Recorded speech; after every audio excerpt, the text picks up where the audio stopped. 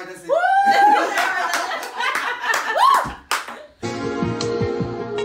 Hello everybody, this is Stuart Wilde. Welcome to the audio version of the Little Money Bible. Introduction. We live in challenging times. Markets have become more volatile.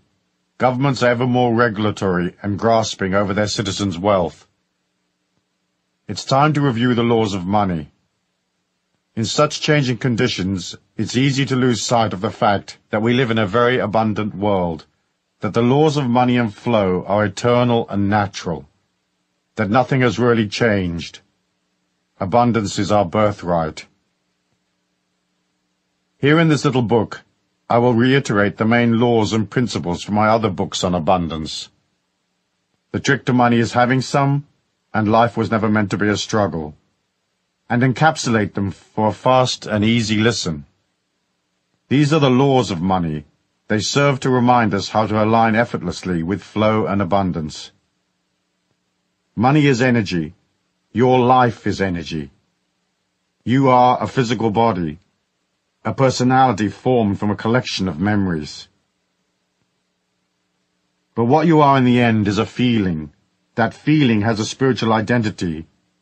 It is your soul.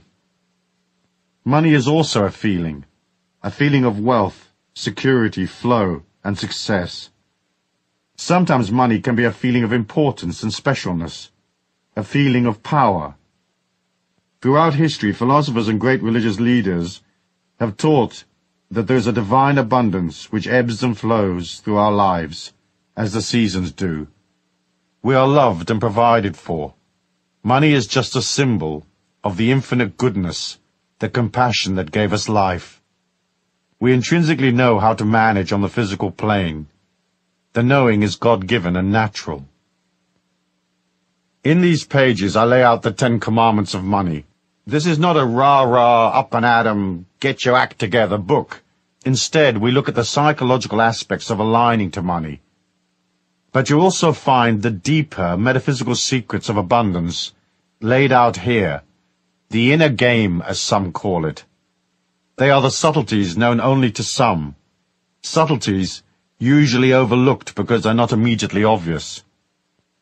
We each have to search within to comprehend the ebb and flow of money in our lives. It's one of the great spiritual lessons of the earth plane, as are physical balance, love and compassion, interpersonal relationships, and the other experiences we collect in life. Money is important. First, because obviously we have to eat. Second, because as divine spirits, we get a free body, and we're spiritually required to take that body around the earth plane to collect life's experiences. Mobility is important. It grants you the wherewithal to delve deep within yourself, to pull out your true power. From that personal power flows all the money that you'll ever need. At the end of your life, with all its triumphs and all its beauty, you're just a collection of memories you managed to acquire. Those memories make up your spiritual identity, your soul, expressed as a sacred, infinite feeling. And that composite feeling, the story of your life, is the real you. It's eternal, for within it is the divine spark of God. Over the centuries, money has gotten a bad rap. It has been associated with corruption and the misuse of power.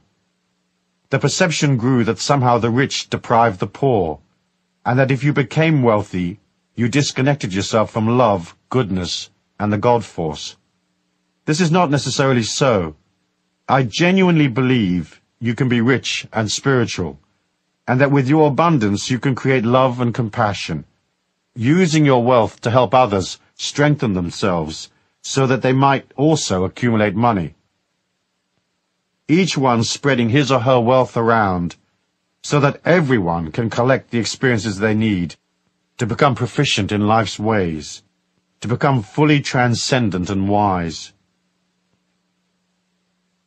In John Randolph Price's wonderful little volume, The Abundance Book, he cleverly reminds us that all the philosophies and religious systems of the ancients included the concept of self-sufficiency, that the ideas of harmony, peace, and abundance are common to all cultures. Price quotes 9 excerpts from the Bible. Abundance affirmations such as, "Beloved, I wish above all things that thou mayest prosper," and "Thou shalt remember the Lord thy God, for it is he that giveth thee the power to get wealth." Most of us don't remember these. We only remember, "Money is the root of all evil." But the actual quotation is, "The love of money is the root of all evil." Money of itself is a symbol of appreciation, a gesture of goodwill and compassion. It's only the negative emotions around money that are evil: greed, avarice, an obsession with power, and so on. Money is neutral. It's only a solidified form of energy, light. And light, of course, is also neutral. It can illuminate a church or cast shadows in a torture chamber.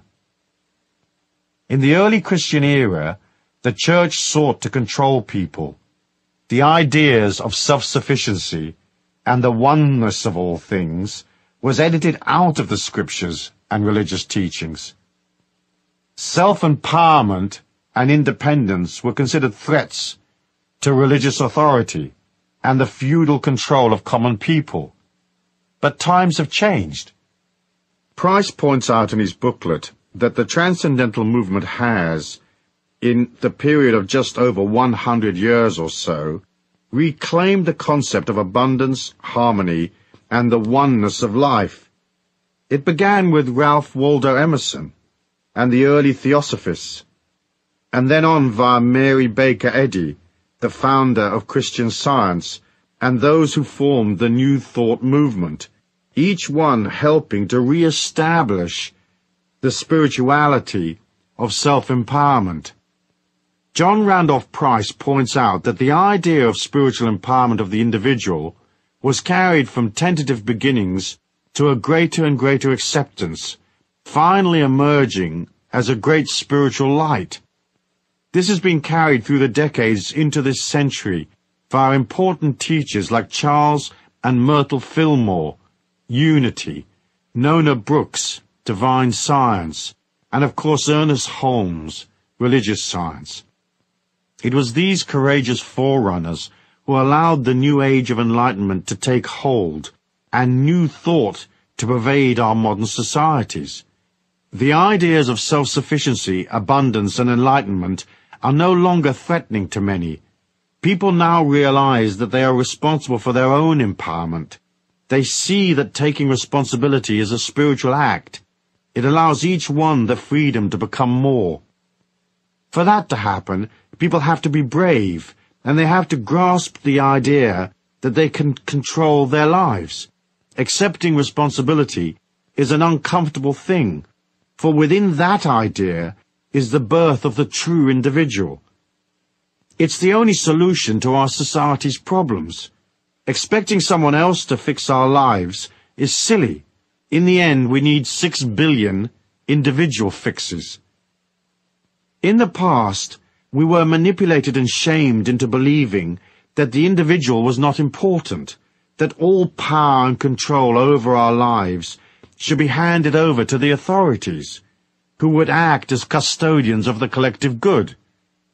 Watching those characters manage the collective good for their own ends, often to the detriment of ordinary people, caused many to wonder if the philosophy of such disempowerment actually worked. The collective good became known, amusingly, I think, as the public interest, which turned out to be anything that suited the leaders of our spiritual, financial, and political status quo. The endless manipulation and control of our society was sold as an idea that is holy and good. After all, who could argue against the public interest? However, the idea that some brainless drone in a pinstripe suit on a massive power trip can tell you what color to paint your front door hasn't generated much interest from the general public.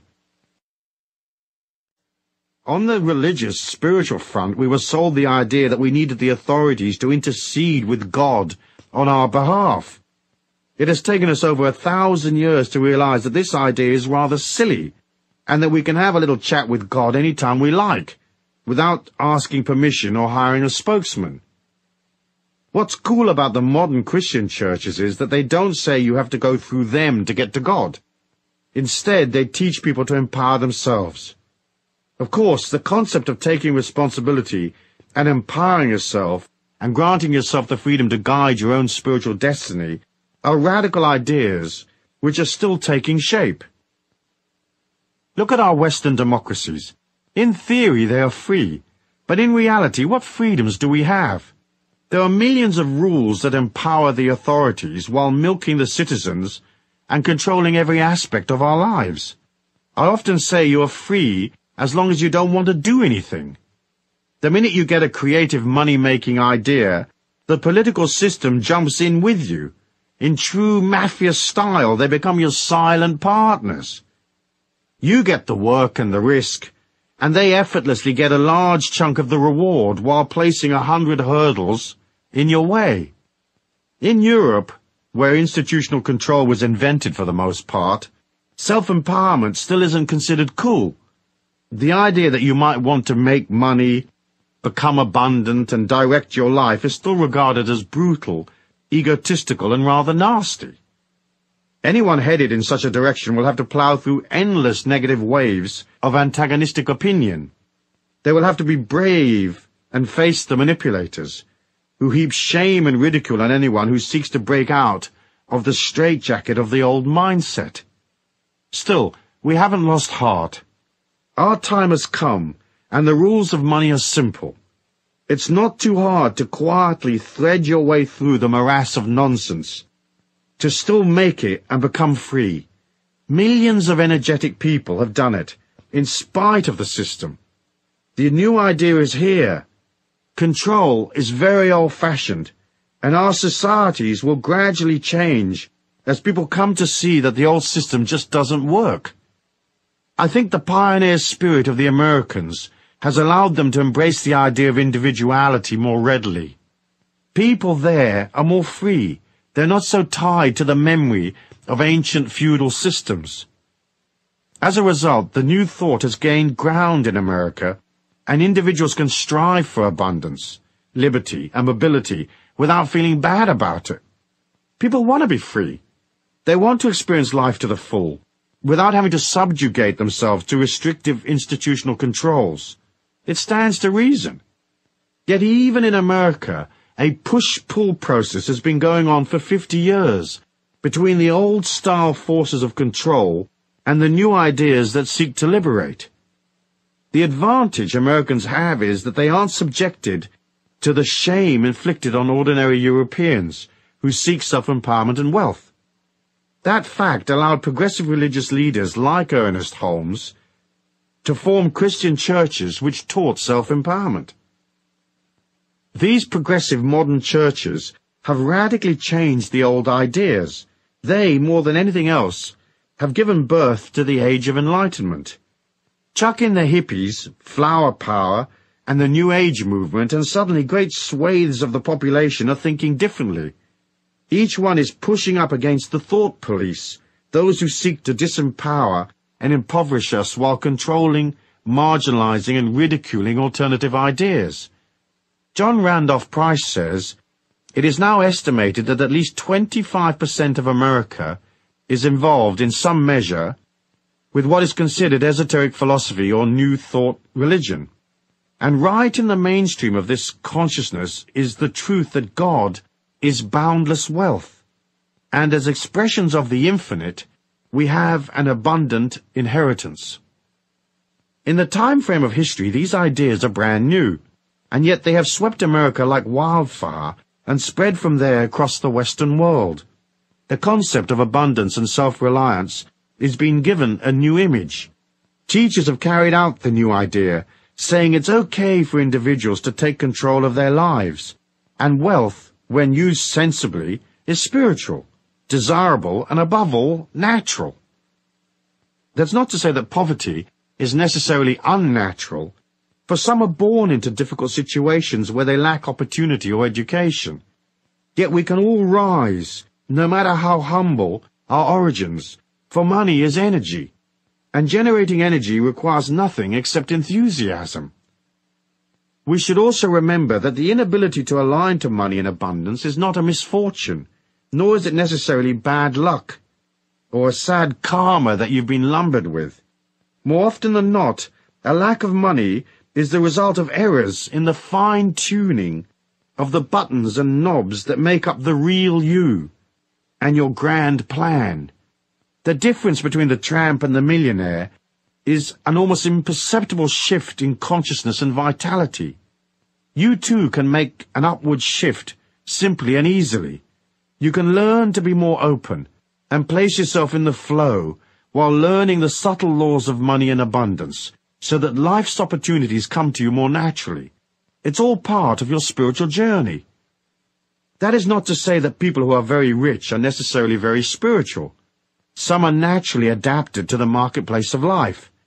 However, in order to be a complete, whole, divine being with a bag full of memories and experiences, you may need to make the adjustments. So here are the 10 Commandments of Abundance, along with the underlying metaphysics and a brief discussion on what action you might take. I trust that I can remind you of the things you already know, bring to your perception things that you may have missed, and urge you to take certain actions so you can step into the prosperity and security which is a natural part of our human evolution. Yes, the rules and regulations of life can make things a bit harder, but if you have the knowledge, it becomes easy once more. By the end of this little book, I hope I will have convinced you of that.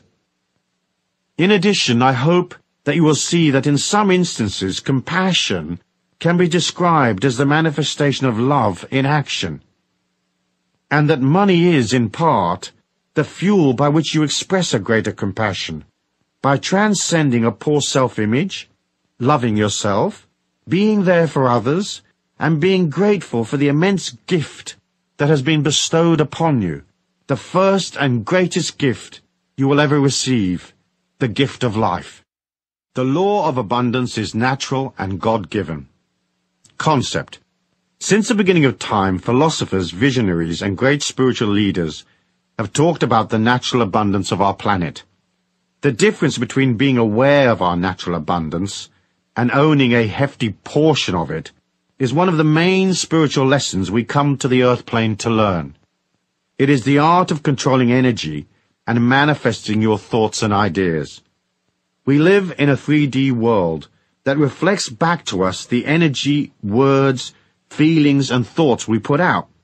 We're not all well versed in the manifestation technique, and it takes us time to learn it. But that of itself is a great blessing. Imagine a world where everything you thought, felt, or said suddenly appeared in front of you.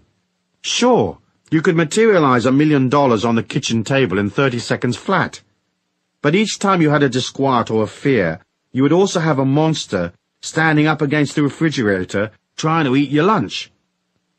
We come into this sluggish 3D world with the blessing of a special protection. We can have thoughts and feelings that don't instantly materialize in front of our eyes, as they do in some of the spiritual dimensions I've experimented in via the out-of-body state. So the fact that you can't just materialize money may seem a hindrance, but it's also a part of a greater protection, which allows you to learn the art of manifestation without getting hurt in the process. It isn't hard to see the abundance of our planet. You only have to look at the fruit trees in the fall, the lushness of life. We know that money is not rare, and that abundance is natural.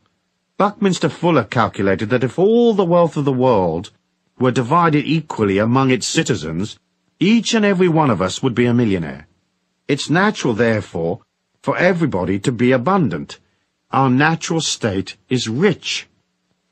The thing that gets in our way are the feelings of lack, despair, confusion, and the inability to master the marketplace of life. More often than not, we get in our own way by placing in our thinking obstacles, detrimental ideas, and strange resentments that we have to clamber over to get to the honeypot. I'm sure by the end of this book we will have sorted that out, and you'll remember what you already know, namely that life is energy, money is energy, and there's plenty of both. Start by reminding yourself that there's loads and loads of money around. Perhaps it sounds a bit silly, but you ought to begin every day by telling yourself there is no shortage of money. In fact, there are untold trillions of dollars, yen, pounds, D-marks, and so on swishing about, more than you could ever spend. It's vital to understand that, and to remember that there are millions of millionaires. Lovely, rich people to whom you can sell ideas, products, energy, and so become a millionaire yourself. We've been programmed by the system to believe that there are shortages and lack, and that uncertainty is normal. It is not. The idea is a psychological racket designed to control people and keep them in line by making them fearful. Don't buy it. Most people suffering from a limited mindset have no comprehension of just how much money there actually is available to anyone with the will to step up and collect. Look at the ancient holy books. You will see they are full of hope and positive expectancy and abundant affirmations. In the Bible, for example, the words of Jesus are abundant. He lived in abundant times. There's no place in the Bible which says that Jesus wasn't making ends meet, even though Joseph and Mary were supposedly poor at the time of his birth. However, because we're taught a fear of power, it is naturally assumed that somehow money is evil, that rich people are dishonest and crooked, and that they feed upon little people. While the economic forces of our planet are certainly stacked in favor of the big institutions and governments, there's nothing stopping each one of us from gathering our fair share. It's hard to align to money if you think it's evil and nasty. But once you come to understand that money is neutral, that abundance is natural and spiritual, it's easy to see that having money does not necessarily deprive someone else. Many of the greatest teachers have given credence to this idea, that abundance is spiritual, and that it is your feelings and your thoughts that create the abundance for you. In fact, if you're wealthy, more often than not, you will be disposing of your money commercially and charitably, supporting people around you, and adding to the overall velocity and flow of wealth. As I said elsewhere in my writings, there are trillions of dollars zipping about electronically on any given day. Those electronic signals are literally passing through your body right now, as are all the TV and radio signals that are in your local area. If you stop and think about the millions flowing through your hands right now, imagine making a slight flick of the wrist in order to halt some of that loot in transit, so it sticks in the palm of your hand. A flick of the mind is faster than a flick of the wrist. Money is good. Greed is not good. However, there's no reason why you can't be very rich, stinking rich in fact, and still be extremely spiritual and a wonderfully generous person, aligned to the God force, with a huge heart and compassion for everyone you meet. Metaphysics. One of the inner concepts we have to grasp early on is that the whole of our reality exists in a wave-particle duality. I'm going to deal with this idea in detail in law number 5, but I'd like to mention it here in passing, as it is a key factor in understanding why some people are rich and others aren't. What the wave-particle duality means at a quantum level is that our supposedly solid reality is not actually solid at all. That everything exists in an oscillation or a hazy wave. It is ill-defined. This hazy wave condition remains the same until a particle is observed, whereupon it changes from being somewhere in a hazy state to being solid and existing in a defined place. The metaphysics of money and our ideas around money and abundance follow much the same path as the laws of quantum physics. In order for money to become part of your life, it has to go from a hazy wave state of ideas, dreaming, wishing, yearning, and vague maybes, into a solid state, a dollar bill, credit in your bank account, a coin in your pocket. If you can convince yourself at the very deepest level of your being that there is no lack, no unfairness, no discrimination, that making money isn't hard, you suddenly open yourself to greater wealth. This is because you've collapsed your self-denial, your aversions and resentments, and you've flipped from the insecure, hazy wave state that says, where's the rent coming from, to the solid particle state. Suddenly you know it's coming, 'cause the check's in your hand. In collapsing your hazy wave money dysfunction, you open yourself to endless points of abundance. This simple click of the mind opens the door metaphysically. Remember, all points of abundance, points in our 3D reality where money is actually delivered, where transactions take place, are solid particle states, not hazy waves. So to make the manifestation process work for us, we have to put aside all our hazy wave ideas of lack. We have to become centered and aligned to the solid symbols of abundance. We have to know we can do it. When thinking about your money flow, say to yourself this: there is a way, and I will definitely find it. This affirmation works well for most all of life's little problems. Action. Take a little time over the next few days to stop and concentrate on things that you consider to be manifestations of abundance. Go to places where wealthy people hang out. Look at the symbols of their wealth and affirm the abundance of this earthly dimension is holy and good. Yes, money can be used for evil purposes, but in itself it has no energy. To make your feelings right, you've got to agree that abundance is natural. You can't look at abundance with anger or envy. You can't become abundant if you exclude yourself. So when you see a person in a limousine wearing fine clothes, if you say consciously or subconsciously, "What a rat! That lifestyle's not for me. Poverty is holy and good," you deny your potential. It isn't easy for most ordinary people to look at extreme manifestations of wealth and join in the idea. The ego is too racked with jealousy or inadequacy and judgment. We'll look at a palace and we'll say, "That's not my kind of house." We'll see expensive things and say, "That's far too much for me." To be abundant is simple, but first you have to be able to join with your feelings. It's not vital that you can instantly visualize yourself in the presidential suite of a 5-star hotel, providing you don't deny yourself the possibility. In other words, you may say, "I don't have to stay at the Grand Hotel, but it's certainly something I could take in my stride. It's certainly something that I'm pleased exists. Moreover, I'm thrilled for the people checking into the presidential suite right now." In this way, you switch from the negative affirmation that money is bad and poverty holy to the idea that money is neutral, that abundance is natural and God-given. So, acknowledging abundance as a daily affirmation is a part of your disciplined action plan. Make a point of noticing the plum tree full of fruit. Gaze at fields of wheat. Meditate on the endless rows of vegetables at the supermarket. Accept the warmth of the sun as it rises each morning, and engage your childlike self in awe at the abundance of stars in the night sky. Now do this. Get a 7-day candle, one of those votive candles in a glass jar, and place it in the southwest corner of your home. With the candle, you can place any sacred or power objects you may have. Next, you'll write a letter to the universe at large asking for a cash refund. I'll explain.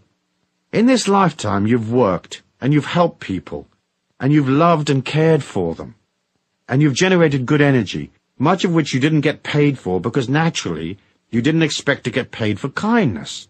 But you're entitled to a cash return for all that love and energy you put out. But only if you ask for it. So ask. Tell the universe, "Hey, I've done this and that, and I've worked diligently on myself, and I've helped others. And as money is only energy, and I've put out loads and loads of energy, I want a return of that energy, a refund, and I want it in cash and right away, or anyway, as soon as possible." Add a sentence that says you love and believe in yourself, that you love and believe in others, that you know the world is abundant, and that you feel worthy and entitled to your cash refund. Light the candle and put the letter with it. Then each day visit your sacred spot and ponder on the imminent arrival of your refund.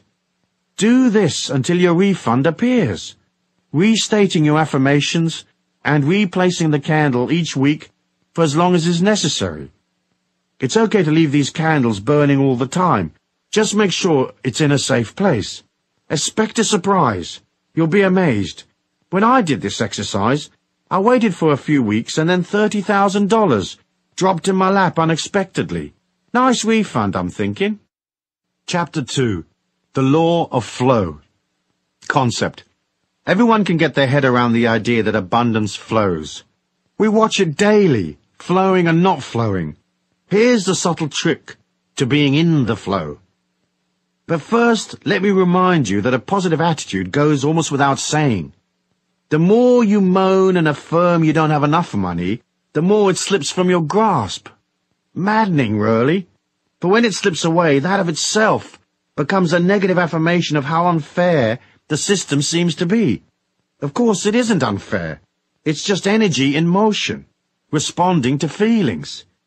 To those that have, more shall be added, and to those who don't have, a chunk will be taken away. So the first rule of flow is to constantly tell your mind you are rich. There are many manifestations of wealth that aren't necessarily cash. Love, friendship, nature, sweet sensations, pleasing emotions, etc., etc. Rich is a way of viewing life. So tell yourself, I want to view the world with a kindly eye. I want to view it richly. Remember, your unconscious mind, the powerhouse of your soul, doesn't know if you're rich or not. If you tell it you're rich, it will accept that as gospel. You have to believe in luck and flow and goodness, even when cash-wise, things might be bloody awful. Perhaps it goes against the grain, but if you see your affirmations as just that, affirmations, you can affirm your abundance and good fortune even when things look a bit dodgy. The poorest person has things to be thankful for, so affirming your abundance is an act of gratitude and humility, as well as a way of keeping yourself in the flow. People get into trouble understanding flow because they can't tell the difference between effort and struggle. So they'll get an idea, and everything tells them it's not working, and yet they plug away, doggedly going through the agony of it all, because someplace back there somewhere, someone told them that whacking their head against the wall was an honorable way of conducting themselves. Not quite so.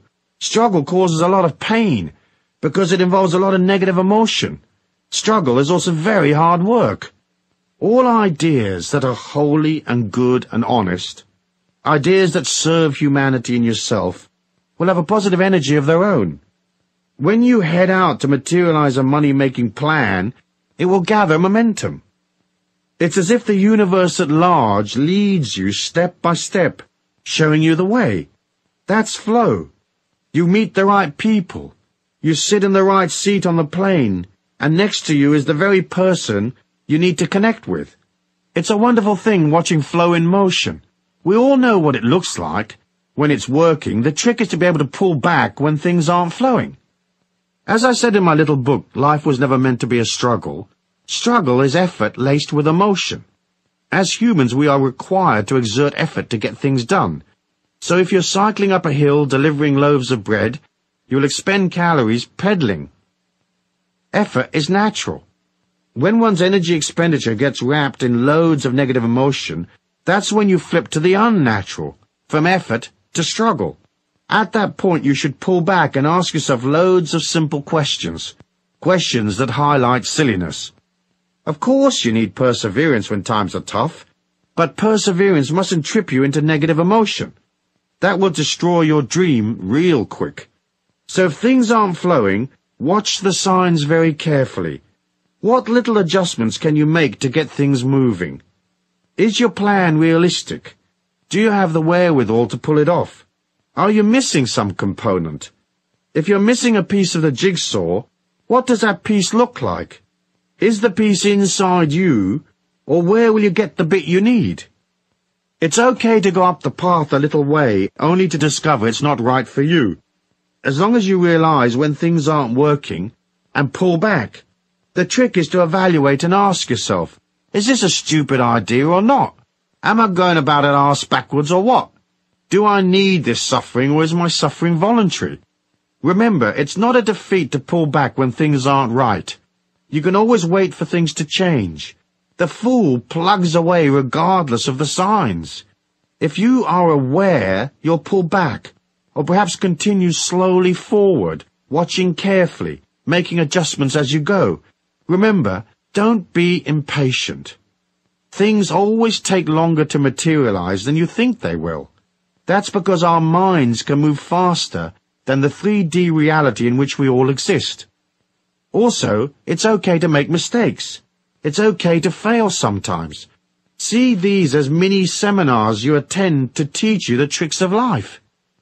Of course, the main trick is to be flexible and easygoing and light-hearted, and to learn, learn, learn. Life's a seminar.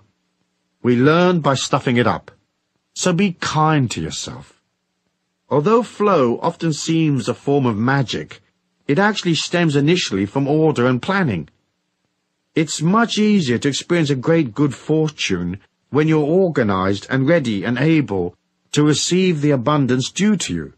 So ask yourself, am I ready? If someone shows up right now with my special opportunity, can I respond? Am I flexible? Can I move and go in an instant? Flow is energy in motion. So you have to become the embodiment of energy in motion, i.e. flexible, fluid, and fast on your feet. In passing, let's look at risk and reward. To make money, you will have to take risks, even if it's just your time on the line. The key to risk-taking is knowledge. For example, gambling is betting on an unknown outcome.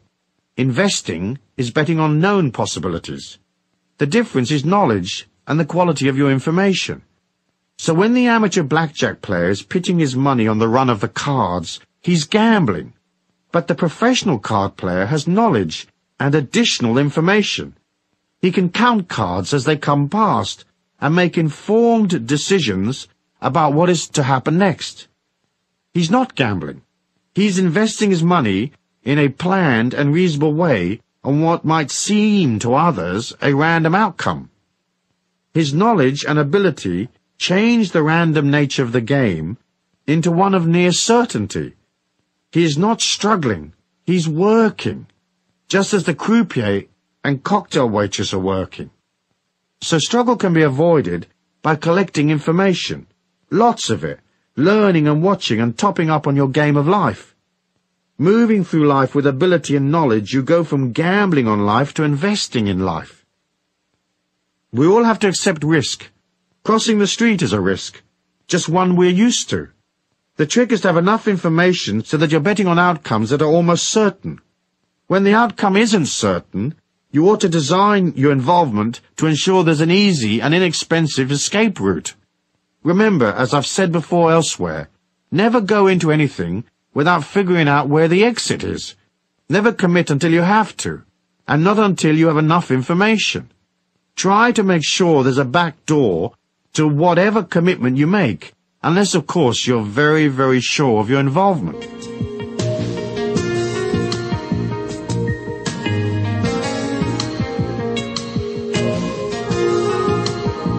Metaphysics.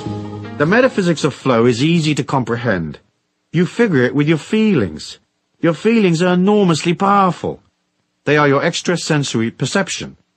The mind can deduce from what it already knows and guess at an outcome.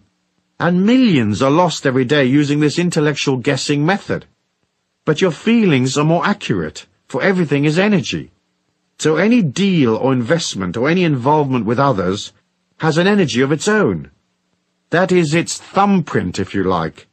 Use your feelings to stay in the flow and keep away from trouble. Remember, if an idea feels wrong, it is wrong. That's not to say that you should trash a deal whenever you have a moment of disquiet. It's just to say, if suddenly there's an energy shift, you're in tune with your feelings. That shift will alert your feelings. When something feels odd, stop and notice and take stock. Your feelings guide you away from trouble. Half the trick to making money and being in flow is staying away from deals that don't work. It's the deals you walk away from that make you rich, as much as the successful deals. So put your feelings into everything. Meditate and become a satellite for your subtle feelings. The way to build up your sensitivity is to ask. Constantly refer back to your feelings to confirm your direction. If you're in a meeting, mentally reach out to the other people there, and imagine your arm extending to touch them in the heart. Then mentally pull your arm back quickly, while centering your mind, blanking it, and ask, how does this person feel?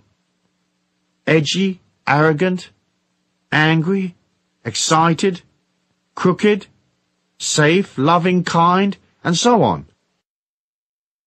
Your first impression will be the correct one. The litmus test to referring to your feelings should be used many times a day.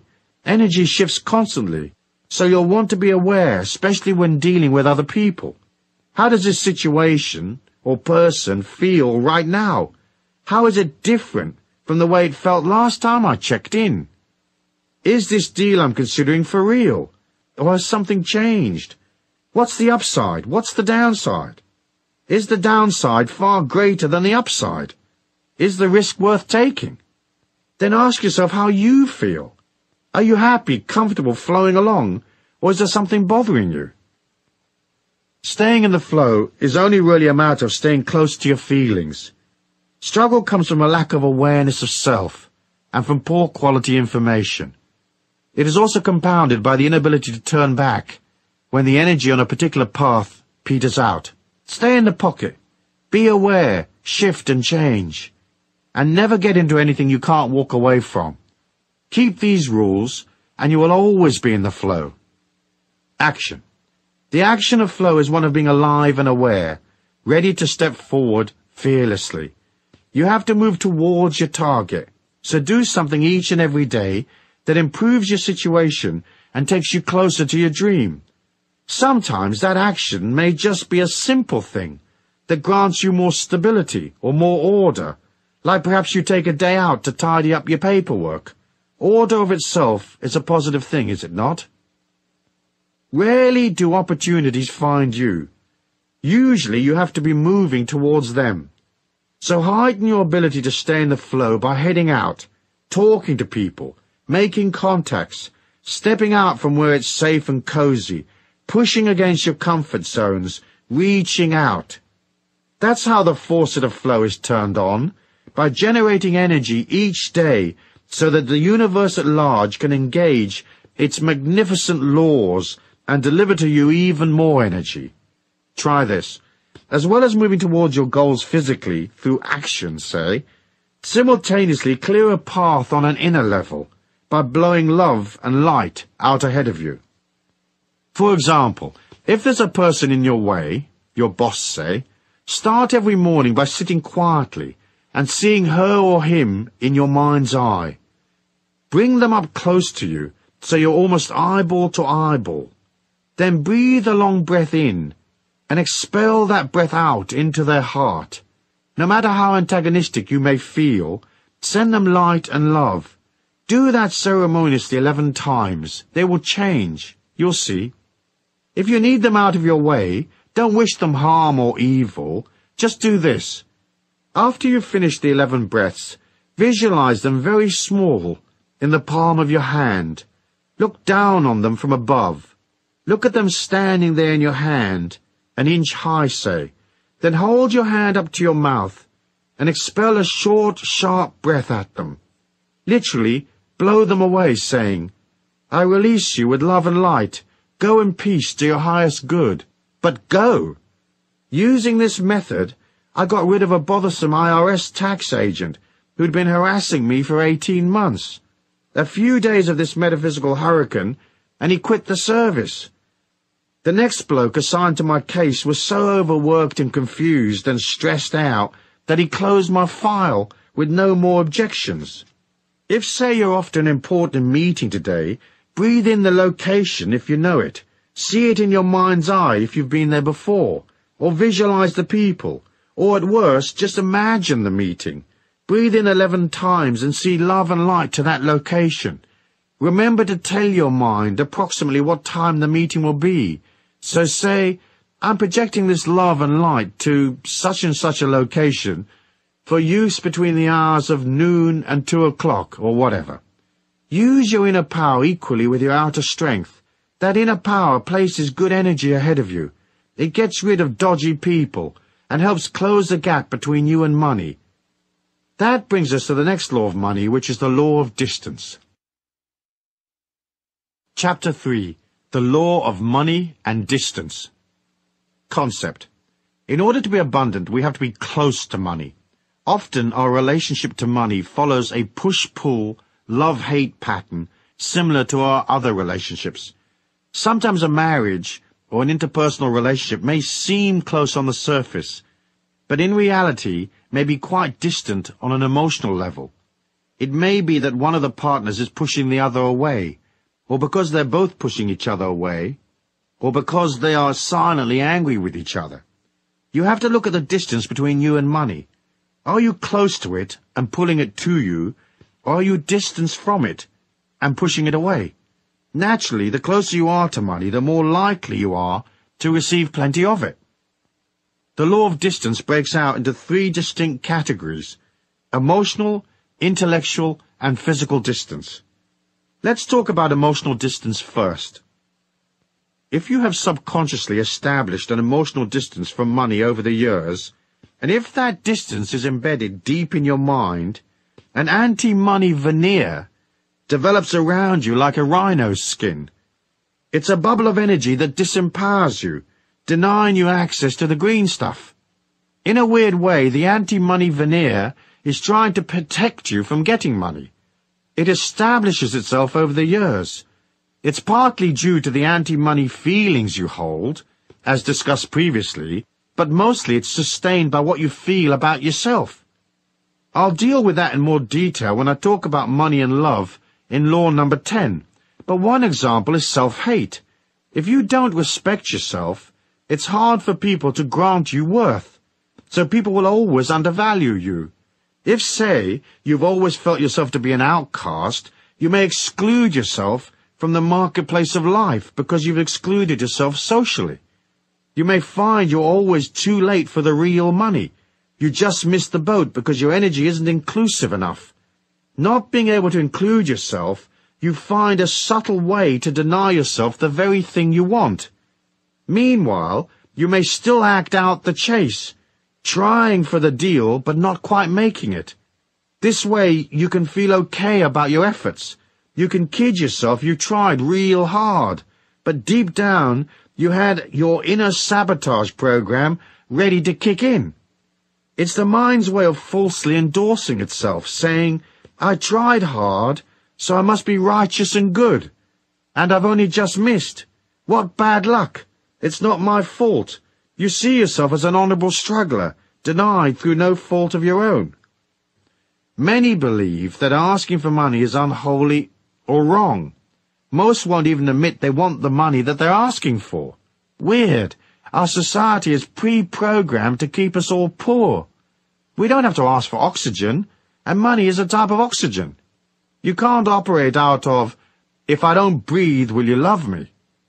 If I don't charge you, will you consider me holy and good and a nice person? Will you accept me? If asking is an issue for you, practice, practice, practice. Start at the bathroom mirror. Imagine your customers, boss, whoever, there in front of you. Imagine them asking you, how much do I owe you? And see yourself smiling as you pause to mentally double your prices. And listen while you say unashamedly, $30,000, thank you. See your hand out, waiting to receive your self-worth in the solid particle form. Once you realize that the emotional distance between you and money might have occurred because you acted against yourself in the past, disempowering your chances, establishing a distance between you and money, you can fairly easily click your mind and start including yourself. A good thing to do as part of your abundance affirmation is to include yourself in socially. Go to the street party, show up at the dance, attend church, seek people out, and make it a discipline to include yourself. Remember, the more people you know, the easier it is to make money. People are the custodians of the planet's wealth. Knowing people is almost as good as cash in the bank. If you've created an emotional distance between you and money in the past, take a moment to ponder on what those emotions might be. Write them down and really look at them. See where they came from. Then realize that all you have to do is change your mind and act out that change by sidling up to where the moolah is. At the same time, you have to work on how the bubble of anti-money protection built up around you. Some of it is shame, as I said, but most of it is suppressed anger. Once you identify what feelings you've suppressed, you can start owning them. Once you realize you're angry, you can release it. Whack the cushions with a bat. Rant and scream and shout. Release the anger, saying, I'm angry because I'm not getting paid as much as I'm really worth. Let it go. You can change the situation later and put up your prices, but first you must release the emotion. You can't get a pay rise when you're angry. People will react to the negative energy and will resist you. They'll perceive consciously or subliminally that you don't love yourself. So why should they acknowledge you? They may even try to cut your money because they see you are devaluing yourself. Write down on a scrap of paper what it is that irritates you or frustrates you, the things that make you angry about money and the way it flows into your life. If you perceive that a certain person is blocking your access to money, include them on your list. Try to be honest with yourself. Telling yourself little fibs and being covert with yourself is partly how you establish the distance in the first place. Truth may be uncomfortable in the short term, but it's preferable to the long-term frustration, anger, and struggle that comes from a lack of awareness, especially if you have to sustain a lot of half-truths or lies. Say, for example, you tell yourself you're working hard, but you know that you're mostly doing busy work and avoiding the difficult stuff, and that you're loading up in actions that look good but get you nothing. If this is so, you might get very pissed off by your lack of results, without being aware that you're acting as a terrorist against yourself, sabotaging your bottom line. Once you're honest, you can make adjustments. If, say, you've kidded yourself you're brilliant at what you do, when in fact your performance is sloppy and inferior, it limits your ability to get to the truth and really improve. Usually you'll claim that your lack is because of some outside force, luck or whatever. Most people you meet are fairly useless at what they do. You know that because you see it every day. Now this sloppiness of attitude, this laziness and lack of effort does not necessarily apply to you, but we can all evaluate and improve, can we not? On the other hand, you might have created an emotional distance between you and money because you've capped what you will give. So you might eke out your energy, limiting what you will provide or do for others, while expecting the universe at large to dollop great quantities of goodness upon you effortlessly. You have to be ready to serve and to give. You don't have to give money away necessarily, especially if you don't have much, but you do have to give of your heart. You have to be emotionally generous and willing and open, and not tight-assed and closed. If you expect the universe at large to increase your income 10 times, it's hard for that to happen if your heart is closed and you are no bigger as a person than you were before. It's simple to comprehend. Big heart, big money. Little heart, little money. And lots of rip-offs and missed opportunities. Deals that go sour, ad infinitum. Easy peasy lemon squeezy, anyone can work that out. So closing the emotional distance means opening your heart, going past your resistance, stepping up to bat, and including yourself in the process of life. You have to be present and aware. You have to join, not avoid the issue. So be open, be ready, willing, limitless, agree to serve. Subjugate your ego for the needs of others. But don't lose your sense of self. Be available, open and ready, but don't give yourself away either. You can hold on to a strong sense of self-worth and still serve others. It's a part of our great lesson in life.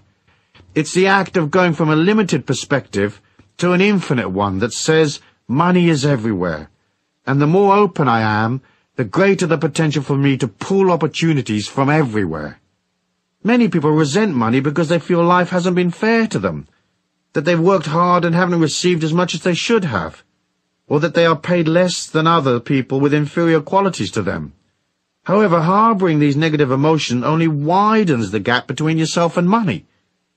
The other concept that fuels this emotional distance is the idea that someone ought to provide for you, that somehow the world owes you a living. The world does not owe you a living. You have to nurture and provide for yourself. This is the secret to closing the gap between you and money. Rather than blaming others, projecting your disquiet and lack, or your anger about money onto other people, begin to own your feelings. The intellectual distance between us and money usually results from a lack of understanding or knowledge. Sometimes we just don't know enough about what we're trying to achieve, or we're not well versed in the conditions of the marketplace, the ebb and flow of transactions. It boggles my mind the way many go into deals without knowing the people concerned, having little information to guide them, or they accept on face value the information presented without checking to see if it's accurate or not. That's not very clever.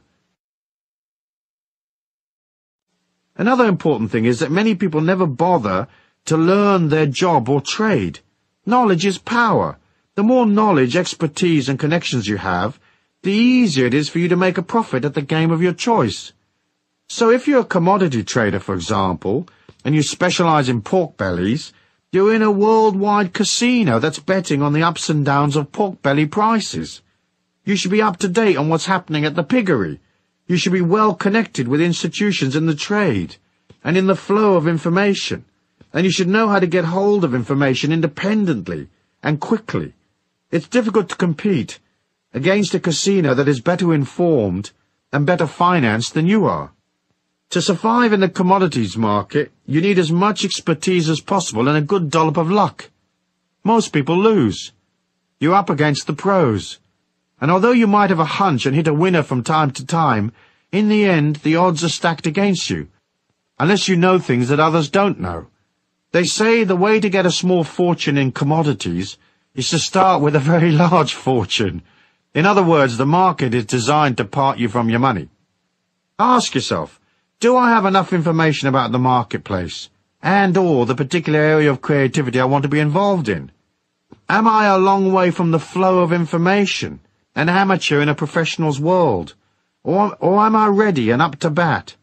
Maybe all you need to experience real abundance is to improve your knowledge and close the intellectual distance. In passing, let me mention another thing that can cause intellectual distance between you and money. There are a lot of money snobs out there, people who believe money is beneath them, that it's not stylish or proper to go for the cash.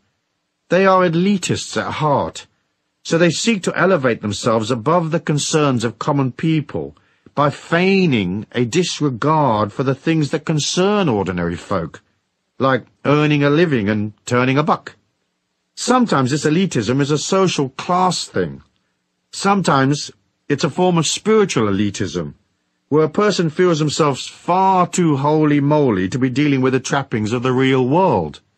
Don't be a money snob, unless of course you've inherited millions. Then you can do what you like. The rest of us have to deal with life day to day, and money is a part of taking responsibility and accepting the system. You might as well enroll for the seminar and get it right, quick. That's the most pleasing way. It takes you to harmony and well-being and a stress-free existence via the shortest route. The matter of physical distance is simple to comprehend. Certain industries are located in certain places in the world. If you're a long way from where the action is, you may want to consider closing the gap. For example, if you want to make it big in movies, you more or less have got to be in New York or LA. It's pointless being in Arkansas if you want to be in films.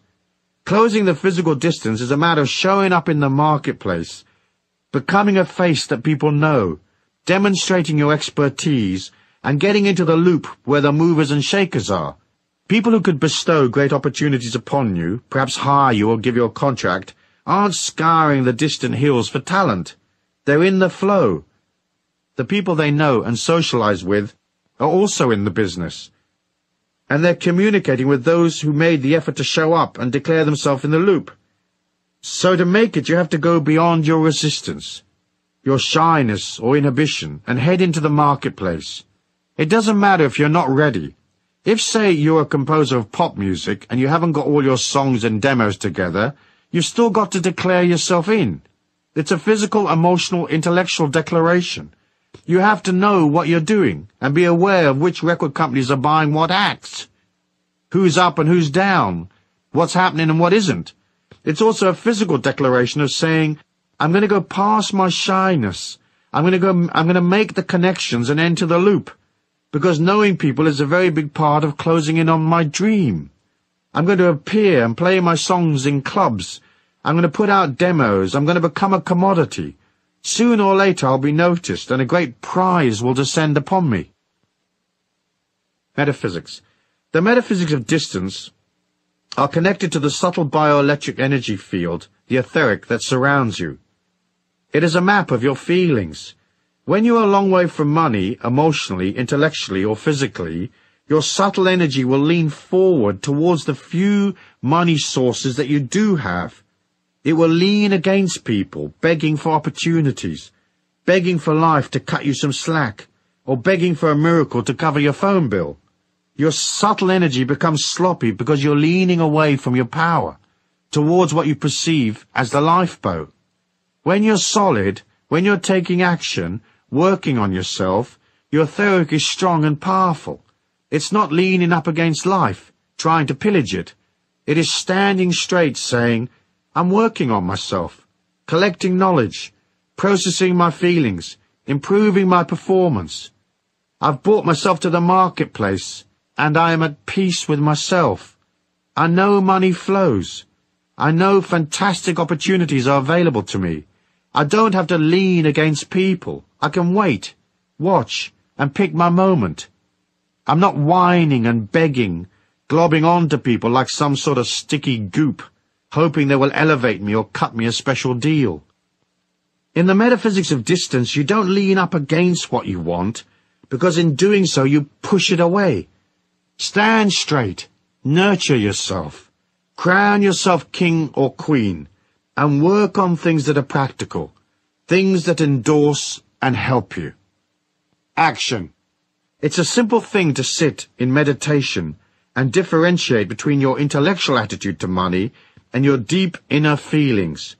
Most people would like to have some more of it, but you have to ask yourself if there's a contradiction between what you say you want, hey, I want more abundance in my life, and what you actually feel.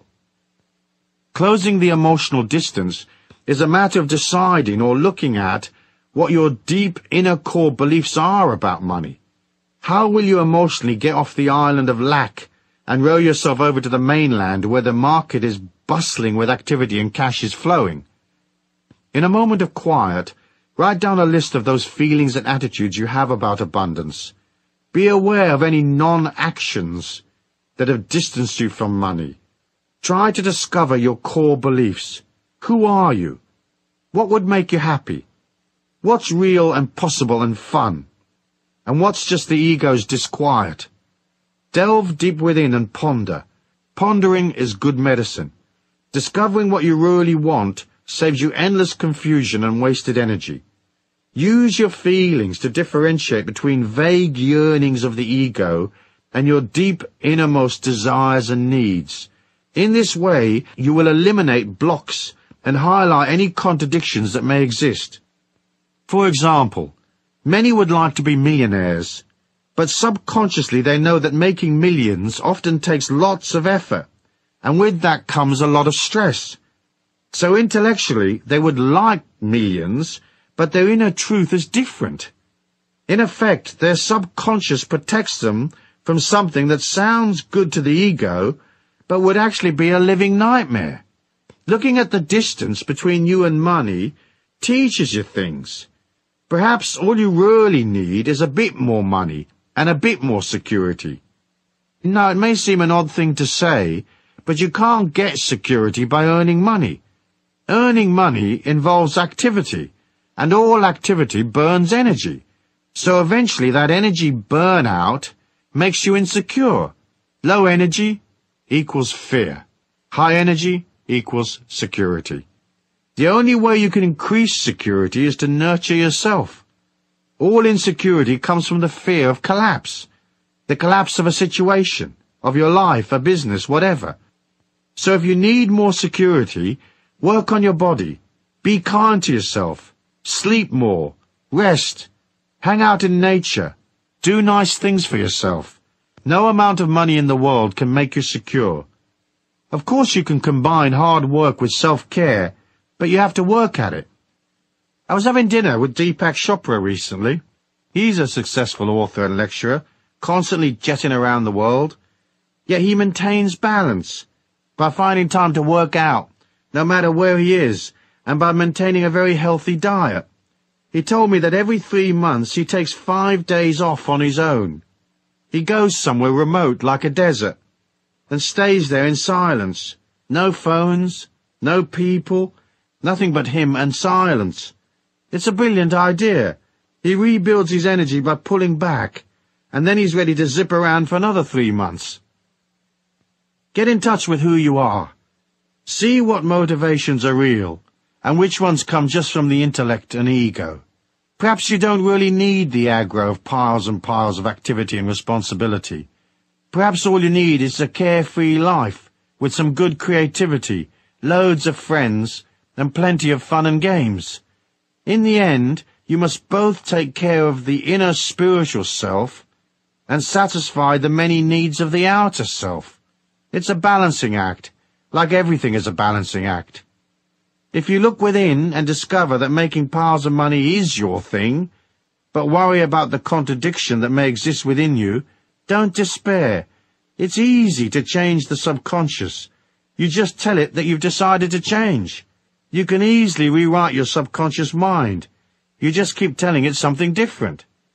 You may have to do so over a period of days and weeks, but it's simple to agree to change your mind. It's also easy to see that abundance comes from closing all of the gaps. That idea of itself gives one a lot of hope and determination for the future. Of course, it's not just the emotional, intellectual, and physical gaps between you and money. The real gap is always between what you think you want and what you actually want. Deep down. Once you arrive at the truth, deep within, you've come home spiritually. You've returned to the source, where your divinity exists. In there you will find the truth, the meaning of life, and you'll see what it is that you want to do, what you want to offer the world in this lifetime. It's there in the deepest recesses that you find your connection to all things. From that stems a sense of immortality, and from that comes security. Bingo! Meanwhile, you could probably use more cash, so as a part of your action plan, do this.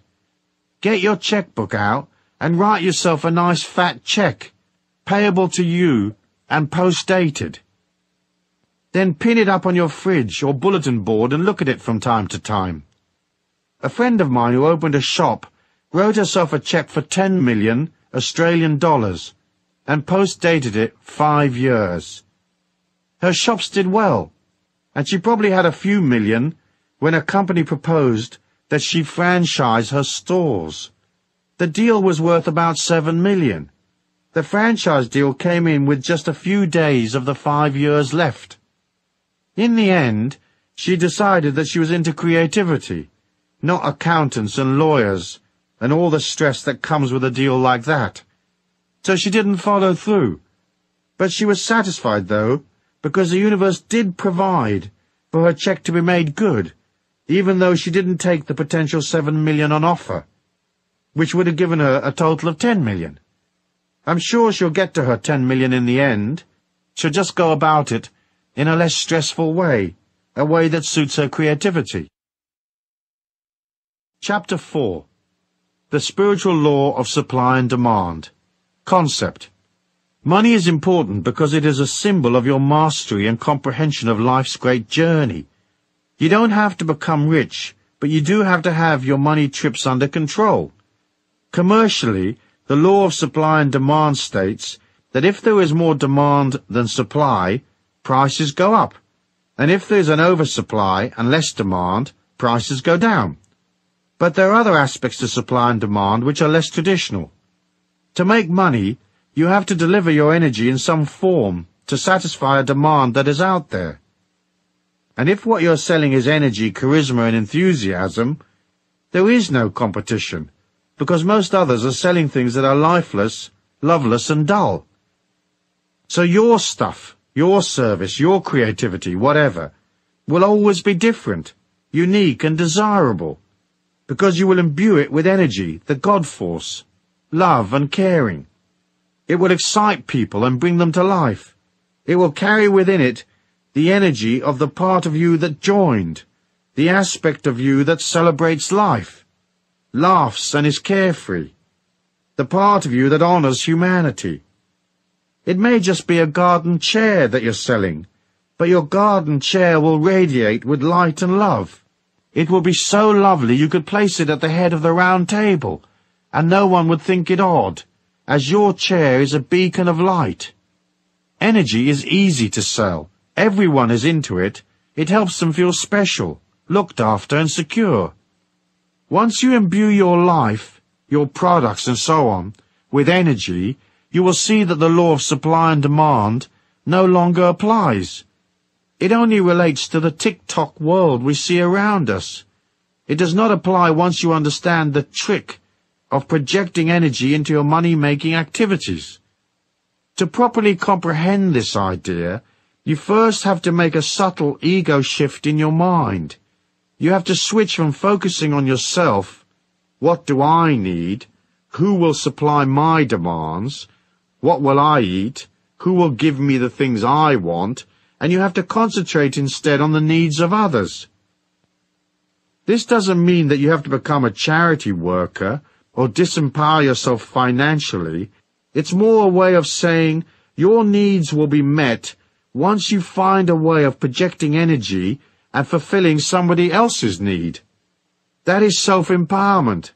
Hoping someone will fix it for you is disempowerment, because a satisfactory outcome always lies beyond your control, subject to the whims of others. So switch your focus to, how will I fulfill somebody else's needs today, and get paid in the process? There is no way of making money on this planet other than by fulfilling people's needs. It's just an ego shift. First you concentrate on serving others, and in that way you serve yourself. There are more than 5 billion people on this planet, and every day of the week each one needs, say, 100 different things. There are trillions of demands that need satisfying. So rather than look at supply and demand from a position of insecurity and lack, you can see it from the other side of the coin. There is a perpetual oversupply of demand. If you can't give people one thing imbued with an energy that shines like crazy, you sure as hell can find something else they'll want. When you're selling energy, you're selling light, so your possibilities are infinite. What will you supply? The things that humans buy come in 3 categories. They buy services, knowledge, or products. Nothing else. You can raise your energy, you can change your consciousness, you can align to the divine abundance in all life, but when people are attracted to what you are, you have to have a knowledge, a service, or a product to sell them. Simple, really. By concentrating on what people need, you become abundant. When you look at the marketplace of life, isn't it true that so many products don't work? How many restaurants have you eaten in that are not clean or customer-oriented? How many businesses exist just to screw people, rather than to love them and satisfy their needs? There are so many shoddy products and rip-off merchants who haven't clicked into, how will I fulfill my customer's needs?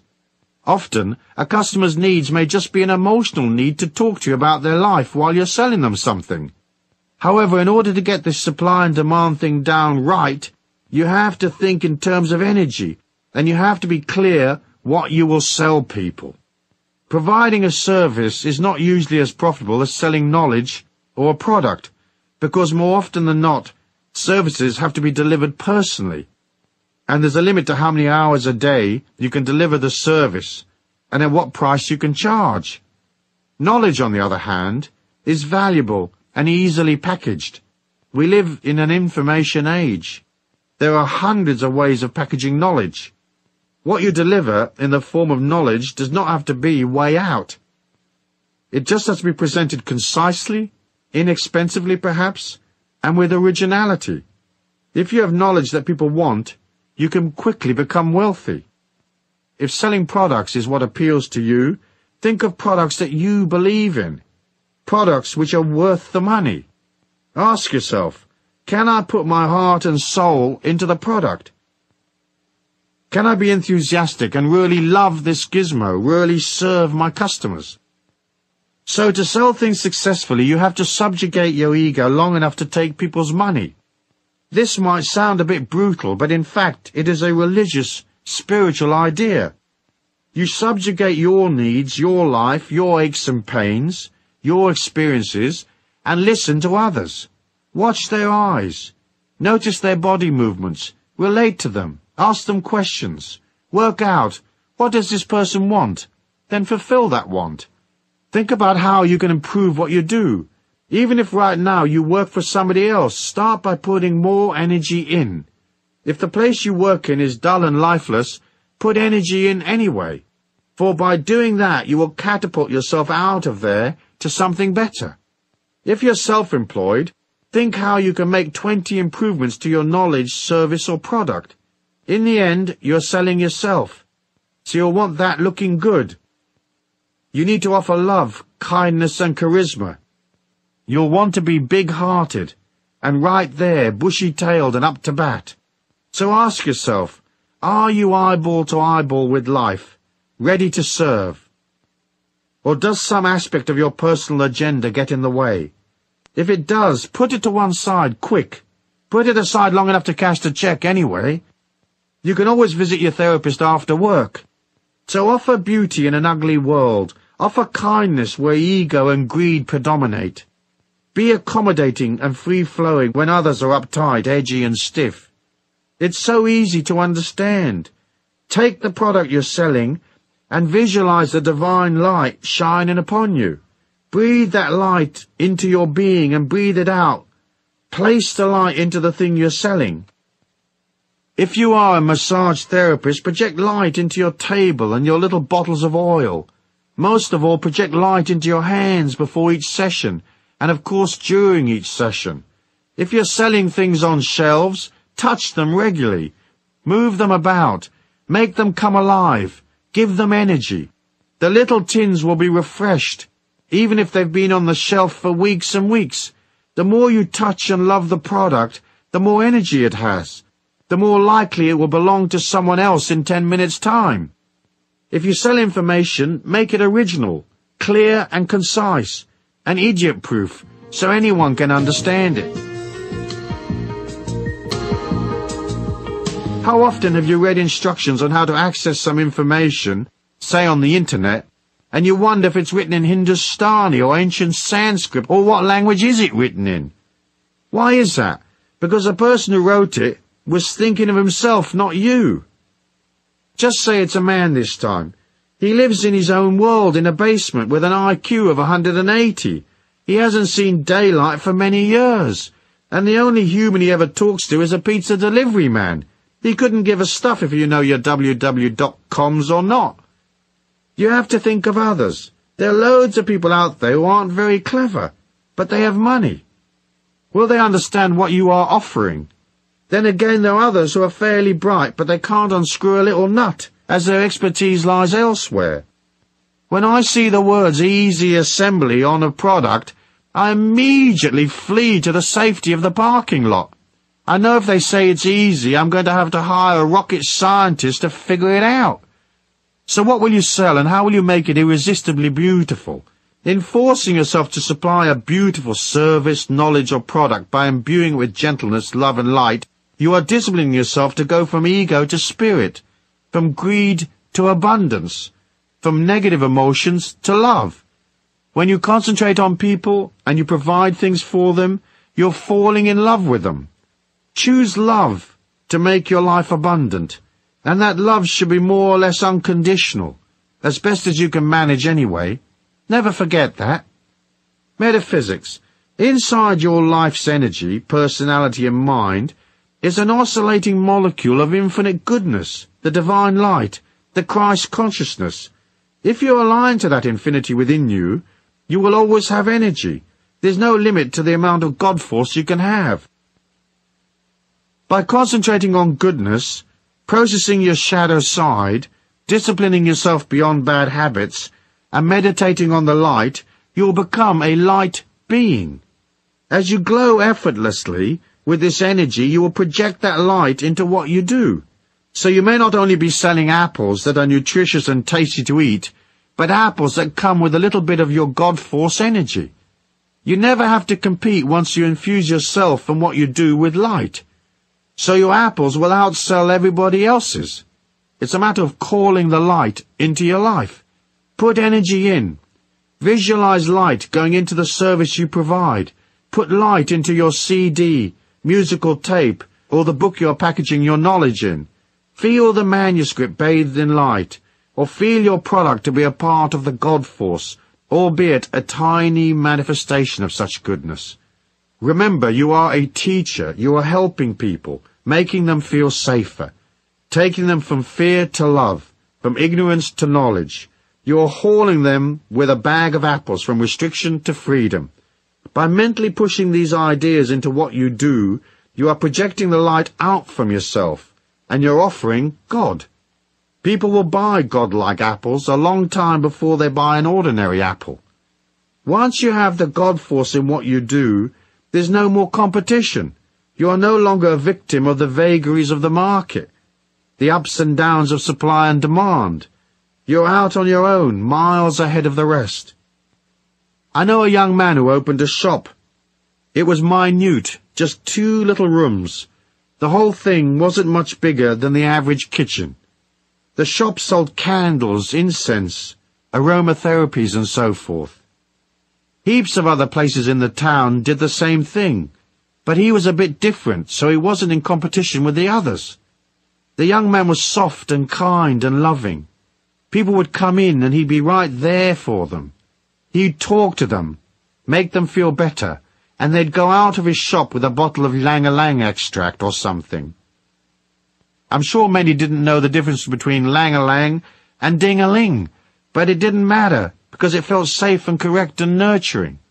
He had a little fountain in the doorway, and that felt nice, and the shop was spotless. The few shelves he had were always fully stocked and neat. Little signs explained things, and he explained things, and you could pop in for a remedy for your granny's arthritis. He couldn't fix it necessarily, but you'd wind up with a candle or a book or something which was imbued with tons and tons of love, and that would cheer your granny up. Her immune system would kick in a bit stronger and she'd get a bit better. He sold love, 12 hours a day, 6 days a week. He was humble and kind and soft-spoken. And if he had an ego, it certainly wasn't around during working hours. People loved him.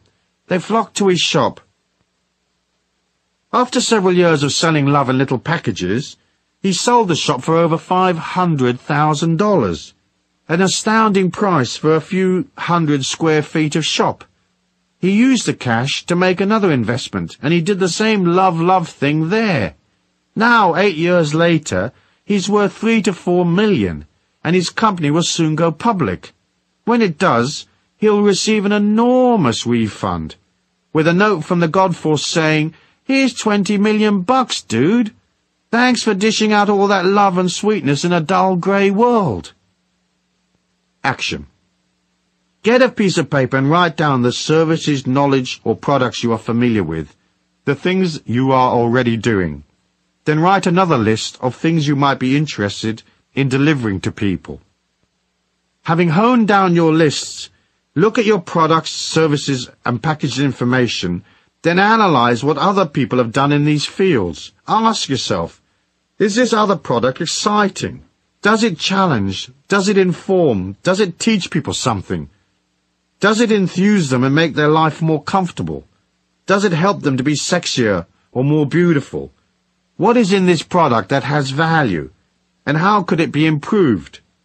Perhaps you could take a very ordinary product that everybody is familiar with and add a little something that makes it absolutely irresistible. Look at your commercial life so far. What have you sold?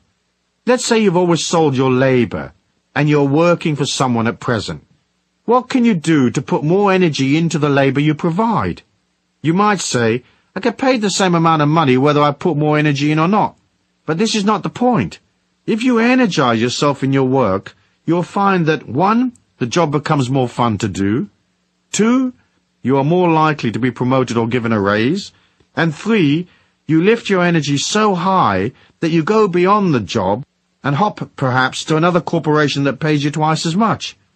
And you do this by arriving a little earlier, staying a little later, improving your efficiency, and making an effort to relate emotionally to the people around you. It's good to practice putting energy in right now, no matter how dull the current situation. Later in life, that energy will become cash in the bank, or abundance, or wonderfulness of one kind or another. Under the metaphysical laws of supply and demand, you should not limit how much you're going to put out. You don't have to let the world use you, but you have to give because you want to receive. To start by giving, give of your attention and concentration, give of your love, give of your energy. Don't destroy yourself with negative feelings towards other people. If you can't love them, be neutral. Be enthusiastic, be open, be up there for it. But in limiting yourself, you get stuck in one place on one salary for the rest of your life. As you agree to give as part of your action plan, and as you begin to look at how you can improve your service, knowledge, or product, it will take you to the next step. It carries you to a higher energy, a greater velocity, a larger salary, and bigger opportunities. It opens you to easy money. You'll find some money, or win some, or a great dollop of moolah suddenly drops in your lap. Expect a payoff. Chapter 5. The Law of Money, Concentration, and the Wave-Particle Duality. Concept. I touched on wave-particle duality in Law 1 as a key factor in why some are rich and some aren't. The wave-particle duality of the subatomic world shows us subtle qualities to the getting of money that we've only recently begun to understand. What we learn from quantum physics is that all subatomic particles exist in 2 states. Initially, they are in an amorphous, hazy, ill-defined wave state, meaning they're not solid. Once we decide to observe a particle, the act of observation collapses the hazy wave, and suddenly the particle becomes solid, with a real identity and a defined location. That's how our 3D reality becomes solid. You do this strange magic trick every moment of your life. You make life real by observing it. Our brain and consciousness is a quantum field like any other. You are trillions upon squillions of little particles. Your mind and your consciousness are signals given off by a subatomic field of energy. Our money-gathering activities seem to follow the same quantum laws. Money and financial abundance exist in both a potential hazy wave state and an actual solid state. The solid state is easy to comprehend. It is the cash and credit you use every day. When money is not in its solid particle state, it exists only in its hazy wave state, as a check that may arrive, a possible lottery win, a deal that may happen, and so on. The act of taking money out of its maybe hazy state is the act of manifestation. That act is accomplished by observation. At any given moment there are trillions of hazy state dollars which potentially could become yours, and it is through the power of your mind and the power of concentration, observation, that you collapse money from a distant hazy wave maybe to solid wealth, cash in hand. Concentration is how we pull to us the opportunities we need. Yet we have been taught that concentrating on money is evil, or at best it is a rather undesirable trait, a bit greedy and egotistical. In Europe, Children are taught that wanting to make money is close to satanic. The first thing to do is concentrate on the abundance you do have. Make it solid and real by acknowledging it. It's easy to overlook the many things we are granted. Oxygen, the blood running through our veins, the food we eat, the people we know, the love we have for our friends and family, the companionships of animals and nature, the warmth of the sun, the sustenance of water, the air and the earth. All these things are around us. They are our temple, so to speak. We have to be grateful for what we have. The concept of the wave-particle duality is the understanding that you will act in one of two ways. In affirming that what you have is abundant, you collapse all the negative possibilities of lack. On the other hand, by being emotional and fearful and focusing on what you don't have, focusing on the problem rather than the solution, you intensify the confusion. You empower the lack, and your chance of collapsing the hazy wave into its solid state become less and less possible. Which takes us right back to, whosoever hath, to him shall be given. The Bible writers were talking subatomic physics when they wrote that. Metaphysics. The metaphysics of the wave-particle duality are slightly more complex. It lies inside the subtle bioelectric energy that exudes from your body. This energy, often referred to as your subtle body or etheric, is where your feelings exist.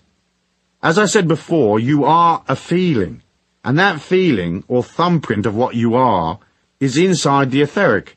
So part of transforming the way you handle your life, not just from the point of view of abundance, but your personal power as well, involves developing a solidity inside that bioelectric etheric field.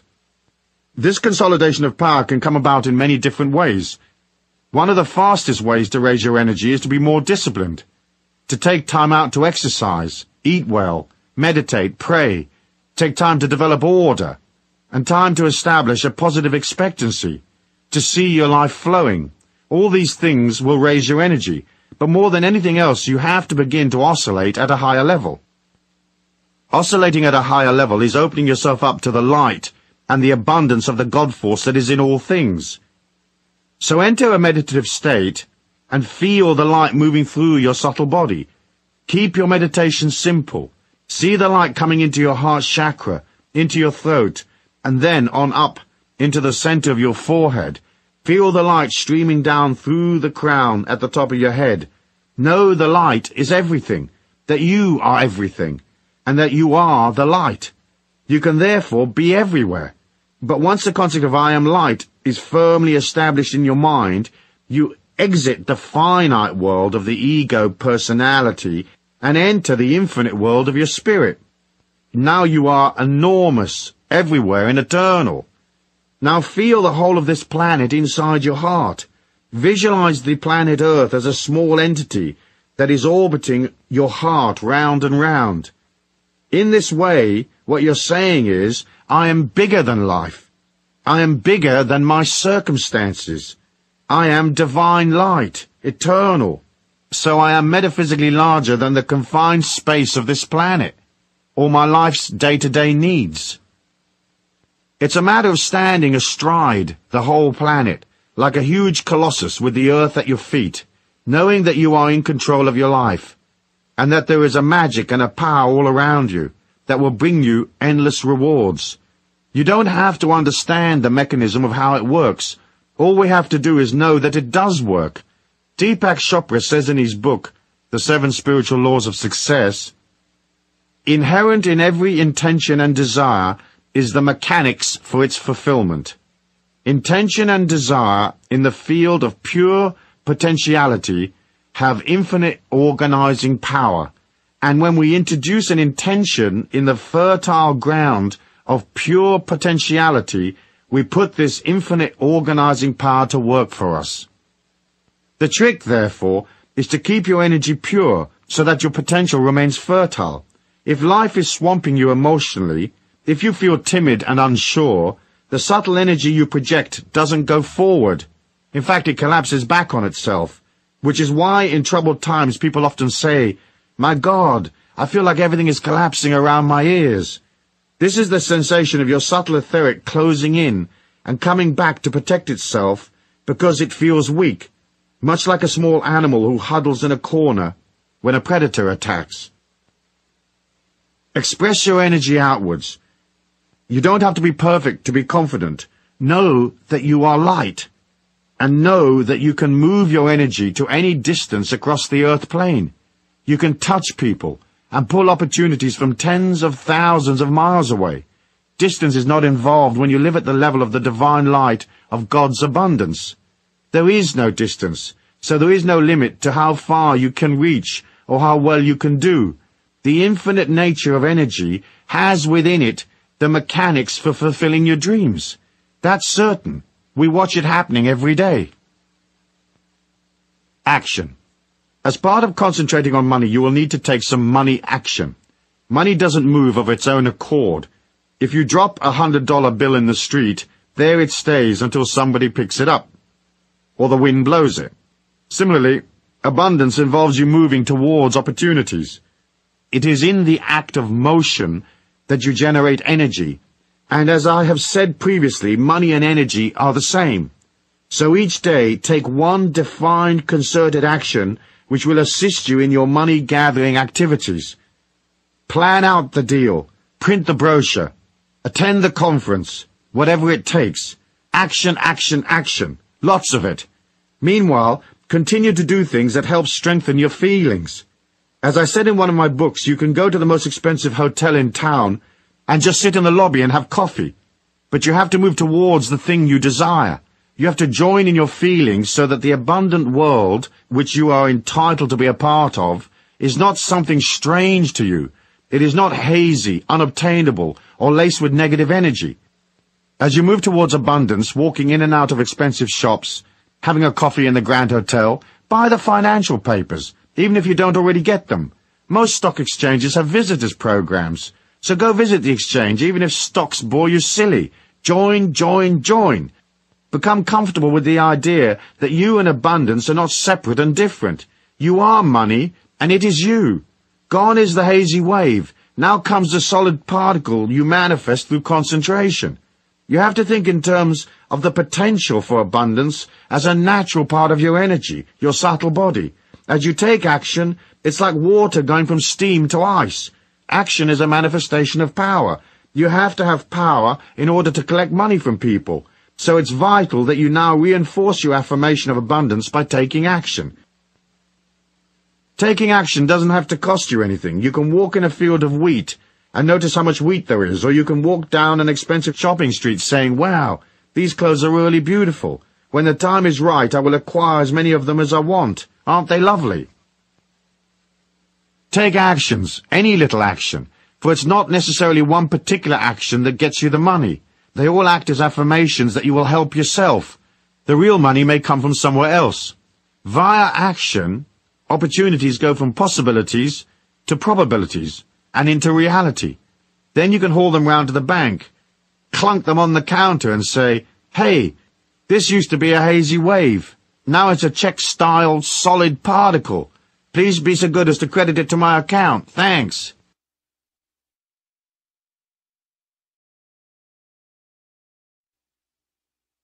Chapter 6. The Law of Invocation and Manifestation. Concept. First, there was the Word. Sound is a major force in the act of creation and manifestation. It's another part of the mysterious mechanism that moves our thoughts and ideas from the hazy wave state to solid reality. We have to invoke our desires, call out to the universe. We must tell it what we want, not just think about what we want. When we speak out loud, verbalizing our reality, we engage the manifestation process. Sound is a part of that which creates our individual reality. Each moment of our life we either invoke or destroy our dreams. We call upon it to become a fact, or we cancel our previous instructions. When the shamans of old called for rain and suddenly it pissed down buckets, everybody thought it was a great magic. But people didn't understand how the process works. In fact, it was only ever the power of invocation, with a little bit of help from the shaman's connection to the nature spirits. Invocation is like dealing with a mail order company. You call the clerk on the 800 line and invoke your order. Send me this, send me that. So begin to state your needs out loud as fact. For example, you might be having a coffee with a friend and you'd say, "A great financial prize is about to descend upon me." And they might ask, "How is that?" And you answer, "I'm invoking what I know to be true. I know it is true because just by invoking it and believing it to be true, I transfer my idea from a hypothetical potential universe reality to this 3D reality. As I invoke, I create what I need." So decide what you want and invoke it. Don't waffle or daydream. Don't voice any maybes, uncertainties and doubt. The universe at large can't get its infinite head around wishy-washy doubt. Either something is or it isn't. Be firm, be certain, be absolutely definite. Don't say, "When I get this and if I get that, then and only then will I experience my dream." Instead, invoke your dream as fact. Remember, in the realm of the infinity of energy, there is no time. Everything is eternally present. So all your dreams are a reality in some parallel universe. By invoking your dream as a given fact, you haul it from a parallel place to right here, right now, in your warm, clammy hand, to love and behold and enjoy. Coolissimo! Metaphysics. The metaphysics of invocation are hard to comprehend and explain. I can't absolutely say why it works or what the real technology behind the law is. It seems to me that as we give voice to our reality, we not only move the air, but we also move the etheric reality around us. Just as our bodies have a subtle bioelectric reality, etheric, the whole planet and the ambience around us has its own etheric body. That body may very well be connected to parallel universes wherein our hypothetical ideas and dreams exist. When we invoke, we seem to haul those ideas from hypothetical possible universes to this one right here on Mother Earth. The important thing is to believe in what you are invoking and don't voice any depreciating ideas. Keep your dreams safe. Guard its holy and sacrosanct nature by not trashing it with negative waves. Don't engage in idle chatter and thoughtless remarks. If you say this situation is a nightmare, you invoke terrible spirits to visit you at night. If you say it's dreadful, you establish fear and dread in your life. If you say something is a pain in the butt, be prepared for a hemorrhoid attack. Don't moan, and don't allow doubt and disquiet to diminish your life and its power. If you're worried about something, keep it to yourself, and don't vocalize it as fact, for that solidifies it. Work instead on the solution. Voice that solution as fact. Everything can be changed. Catherine Ponder says in her book, The Dynamic Laws of Prosperity, "Never underestimate the power of words. You make your world with words, as did Jehovah in the beginning. But if you do not like the world you have previously made with words of discord, lack, limitation, and hard times, you can begin building a new world of limitless good and prosperity by changing your words of command and decree." So there you have it. Invoke the word and get the abundance and happiness you are entitled to. Action. Prayer is a form of invocation, especially when we pray out loud. But to make prayer really work for you, you have to make the subtle shift from asking and begging to knowing. If you say, "God, send me more money," that's not an invocation. It has an air of uncertainty about it. It feels weak.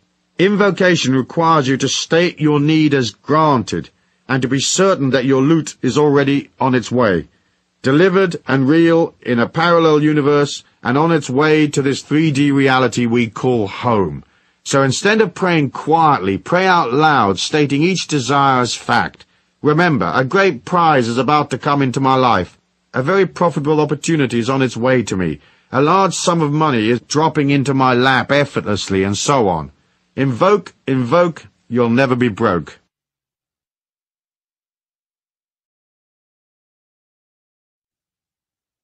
Chapter 7. The Law of Money and Ego. Concept. The function of the ego, among other things, is to concentrate on keeping you alive, and to give you an identity. The ego wants to separate you from others, so it is naturally competitive.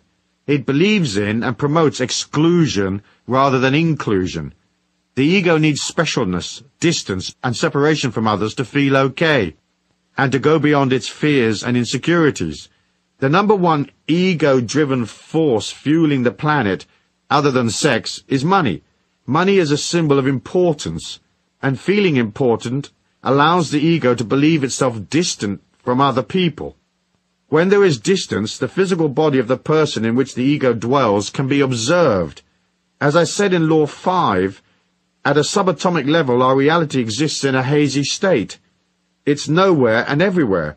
It's only when you observe something that it becomes solid, so the ego likes to establish observers. It's one of the ways the ego controls you, keeping you edgy and stiff and in prison, brainwashed into accepting its ideas. It's difficult for most to understand how that stiffness and fear causes them to miss opportunities. Unravel the baggage, shift your mind about the need for importance and specialness, and suddenly you are free. After all, what you really need is a happy, liberated, creative life. Seeking admirers and observers is for the weak and insecure. You're not a performing dog, acting out, hoping for attention and a tasty morsel. It's degrading and debilitating, and spiritually it's rather ugly. There's no greater abundance than the abundance freedom offers. To unshackle from the ego's manipulation of you is to transcend. It's a hair's breadth from total enlightenment. What is the point of being enormously wealthy if you're neurotic and scared? What is the point of being famous if it means you create for yourself a luxury prison of sadness and loneliness, surrounded by yes-men and minions, but without the company of real friends who love you, who accept you unconditionally, people you can love in return? As I said in The Trick to Money is Having Some, money-making is not a serious business. It's a game that you play. At first it may seem that it is a game you play with forces outside of yourself, the economies of the marketplace, so to speak. But as you proceed, you discover it is actually a game you play with yourself. Detaching from the seriousness of money involves moving from ego-oriented ideas to a spiritual comprehension of money. Once you are no longer separate from the rest of the world, and you've joined the infinite self within, you're back in the divine light that connects us all. You see the evolution of the earth plane as a combined evolution of all the souls upon it. So rather than grabbing and pulling to make your assets and valuables separate from everybody else's, you realize you are a part of everything, and everything is a part of you, which means, of course, that everybody's money and wealth becomes your money and wealth. This helps you enormously, because it opens you up to the possibility of receiving large amounts of other people's money without having to actually do any work. Like winning a lottery, finding money in the street, coming upon a fantastic money-making opportunity or whatever.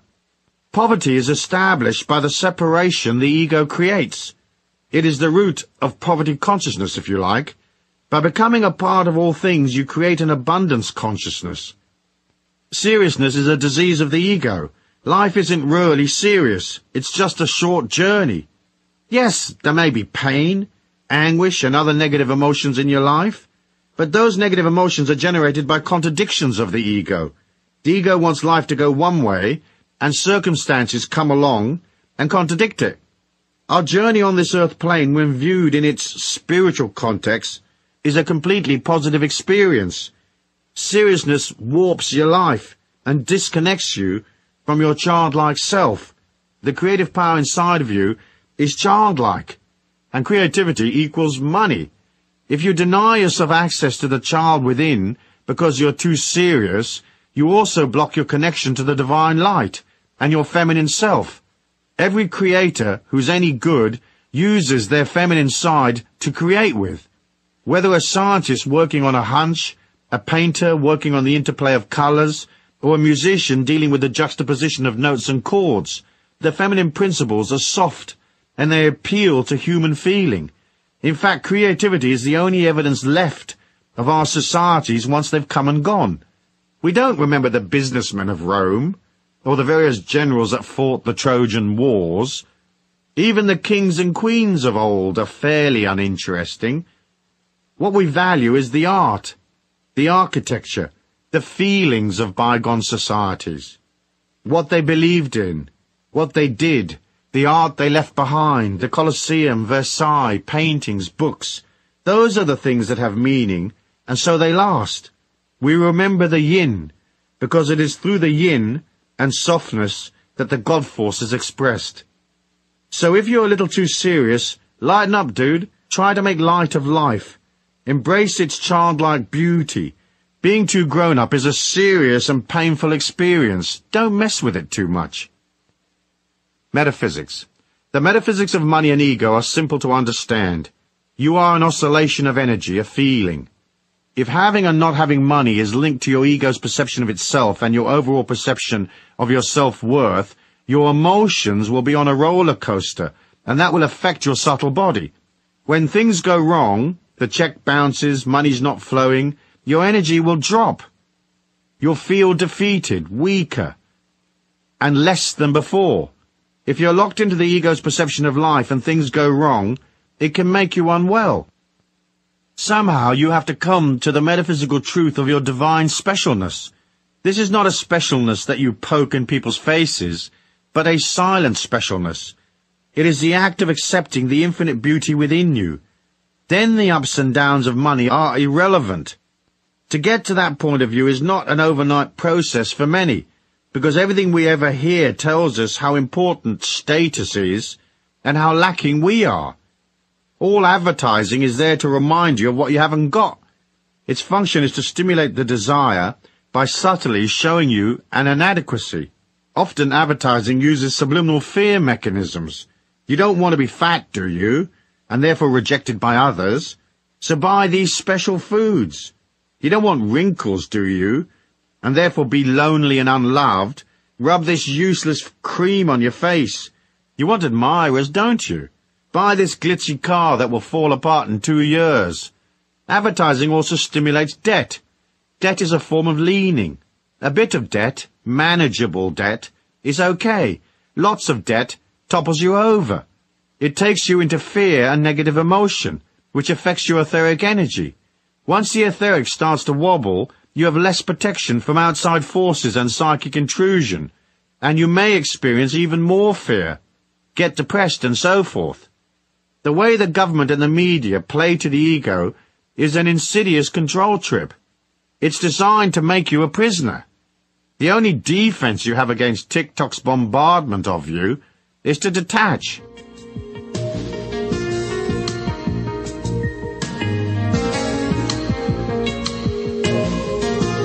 By detaching from the need for observers and decoupling the idea of money as a status symbol, you disempower the ego, which allows you freedom.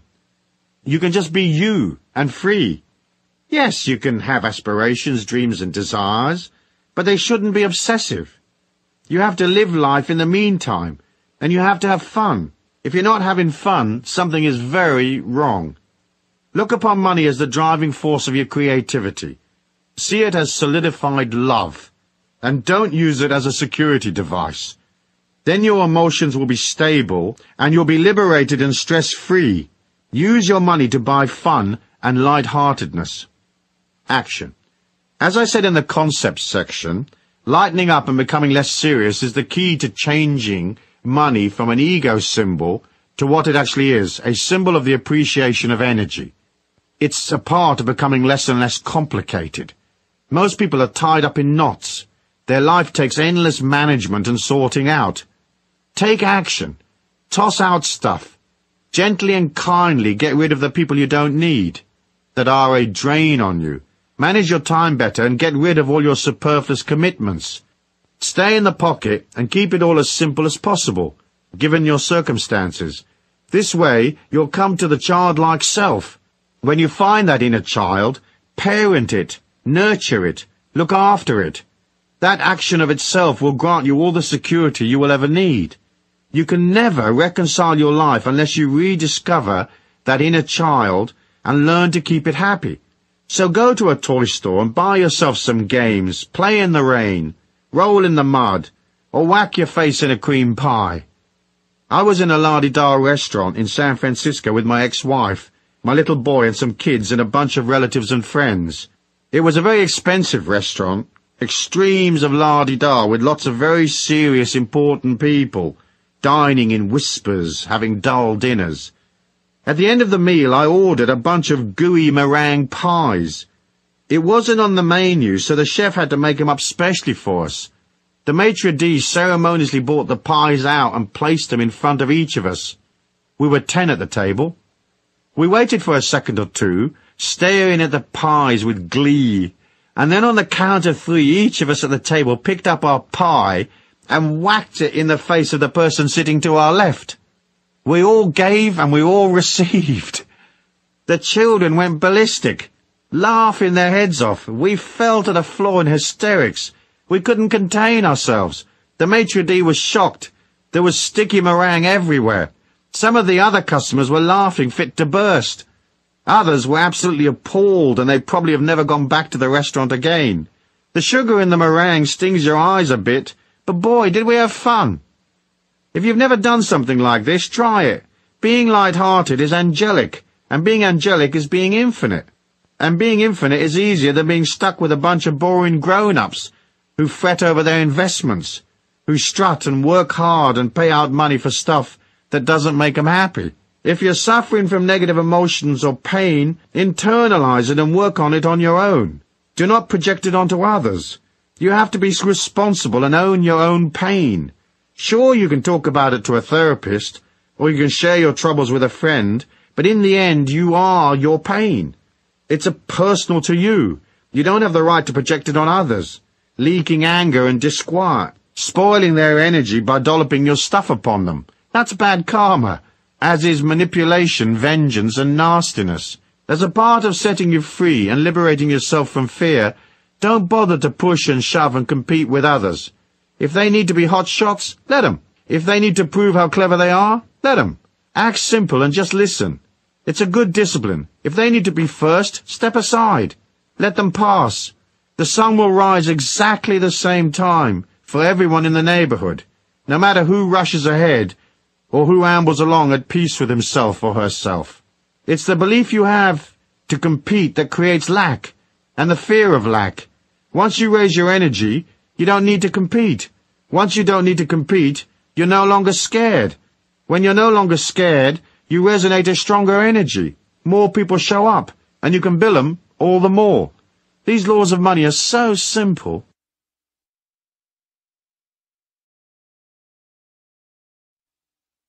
Chapter 8.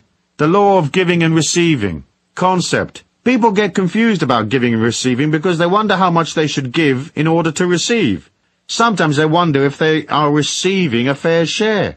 But the concept is easy once you look at it from the point of view of emotion and not money or chattels. The way to ensure that you will always have enough is to forget about the money and concentrate instead on giving of yourself emotionally. That is, supporting people, putting out energy, being there for others. People are scared and insecure, and they need emotional support. They need protection. It costs you nothing to give it to them. To do so, you have to put aside your problems and worries. You have to subjugate your ego, get underneath people psychologically, and push them up from below. You practice listening, empathizing, really hearing what they are saying, instead of cocking an ear politely in their direction while thinking about something else. Look them in the eye when they speak. Repeat back to them words that they have used, so they know that you have listened and understood them. When they are negative, come up with a few words of consolation. Recognize that their emotions are painful for them to bear. Say, for example, "Gee, I understand. That must be tough. It must be very disappointing for you that such and such a thing happened." Don't buy their emotion, just be there for them while they let it out. Don't try to fix things. People usually don't need fixes, they just need a strong, kindly person to listen and to empathize. A few theirs is all it takes. Show interest in life and humanity and people. When you meet someone, ask them questions. Where were you born? Who are you? Are you married? Where do you live? Be there for them. And listen to the answers. Concentrating on people is loving them, so agree to concentrate. That is emotional giving. It helps people feel more secure. Then, never depreciate them or their efforts. At best, you might suggest in a non-threatening way some other course of action one that might be stronger, more likely to succeed than the course they've embarked on. Never trash people or dump on them. Never say things that might hurt them or scare them. Always try to keep them safe. Make these laws of giving a part of your code of living. You will fail, as we all do, and you'll get annoyed and lose it. But keep trying, for in the end, you have to fall in love with life and yourself. And falling in love with humanity is one of the ways you learn to love yourself. It's the first hurdle in the giving game. It's the way we master giving. And in doing so, we develop a spiritual quality. We develop charm. Through it, you become spiritually prettier. People respond to that. They will seek you out. Emotional support and protection is kind and benevolent. In a harsh dog-eat-dog world, it's pure heaven when you meet someone who's benevolent and kind and there for you. Once you have the emotional giving sorted, the rest of it follows along naturally. You give of your money and gifts depending on what you can afford. You don't have to spend a lot. Sometimes a small gift, well chosen, with the recipient in mind, is more valuable than something that costs a lot. When I was in the jeans business years and years ago, there was a chap who came into the warehouse regularly. He had a company known as the Good Fairy. Whenever he came in, he arrived with a small present. It was often just a few sticky buns or chocolates or cold drinks, something like that. Everyone liked him, and we cut him all sorts of special deals on the jeans he bought. He would have had his sticky bun money back from us 1,000-fold in discounts on jeans, because he thought of us and took time out to stop at the bakery before he came in to do business. He had giving and receiving sorted out. He was a very humble kind of guy, and he made millions in jeans and the property business. Good luck to him, I say. So the giving and receiving trick is not to be self-centered, and don't be a scaredy cat tight ass. Remember, there's no shortage. Money is energy. You are energy, and there's plenty of both. So give emotionally to others, and open yourself up to being there for others. Be kind and emotionally generous, and never rob people of their positiveness or their hopes. Always build them up. Never depreciate them, even if you consider their ideas a bit silly. Back them. Back them verbally and emotionally without condition. And if you really can't bring yourself to back them unconditionally, then at least be neutral, as I said. Now, to the receiving. Get your head around the idea that everybody's money is your money. Do things which allow you to truly comprehend that the world is yours. Go to the art gallery in town and look at the great works and place the image of those pictures inside your heart. They are yours. Go to the jewelry store and mentally place those fine things inside you as well. It's nothing more than reaching out in your mind's eye for a necklace, pulling it back and placing it inside you. It's now yours, rather than being unobtainable behind the window as you gaze at it from the street. Look at the fine things of life and own them mentally. Let them belong to you.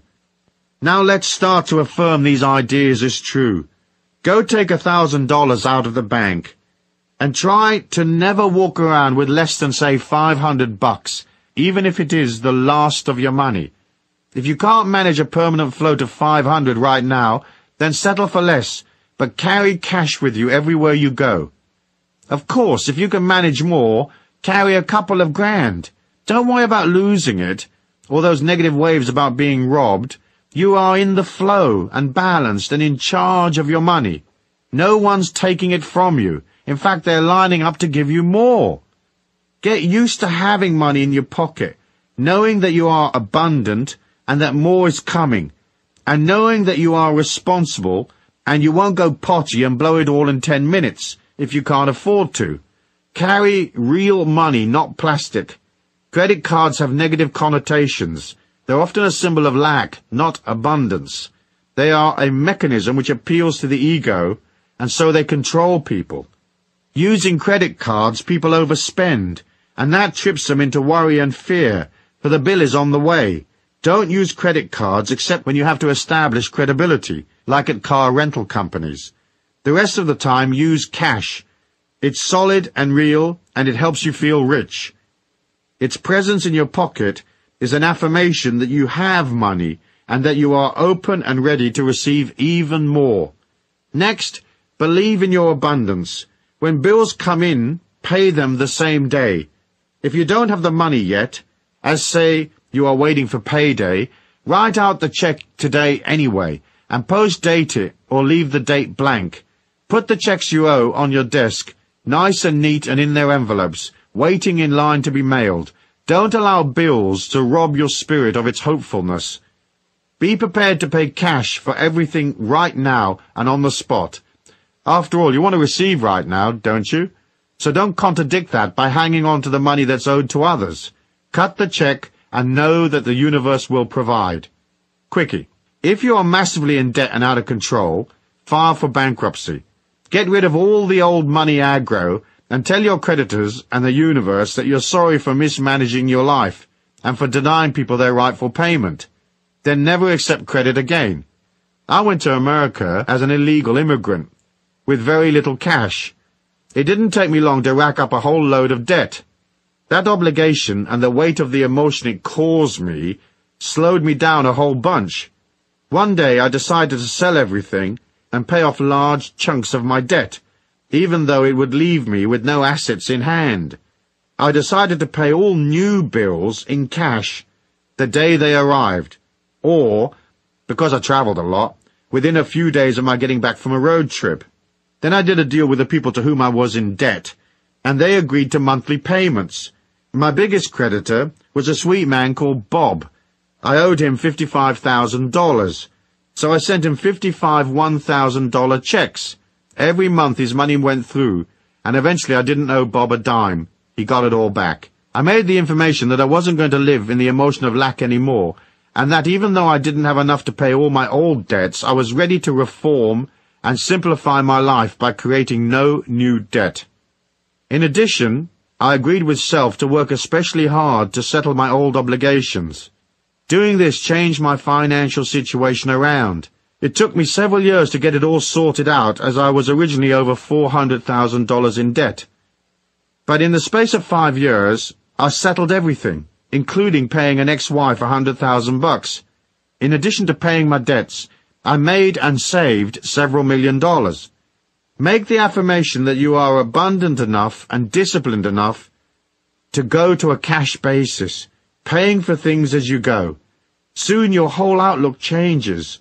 You go from desperately needing to win a little time for your bills to being serene and at one with your money trips. Suddenly this mind shift clicks the universe at large onto your side, and you're now coming from strength. That solidity pulls money to you more and more.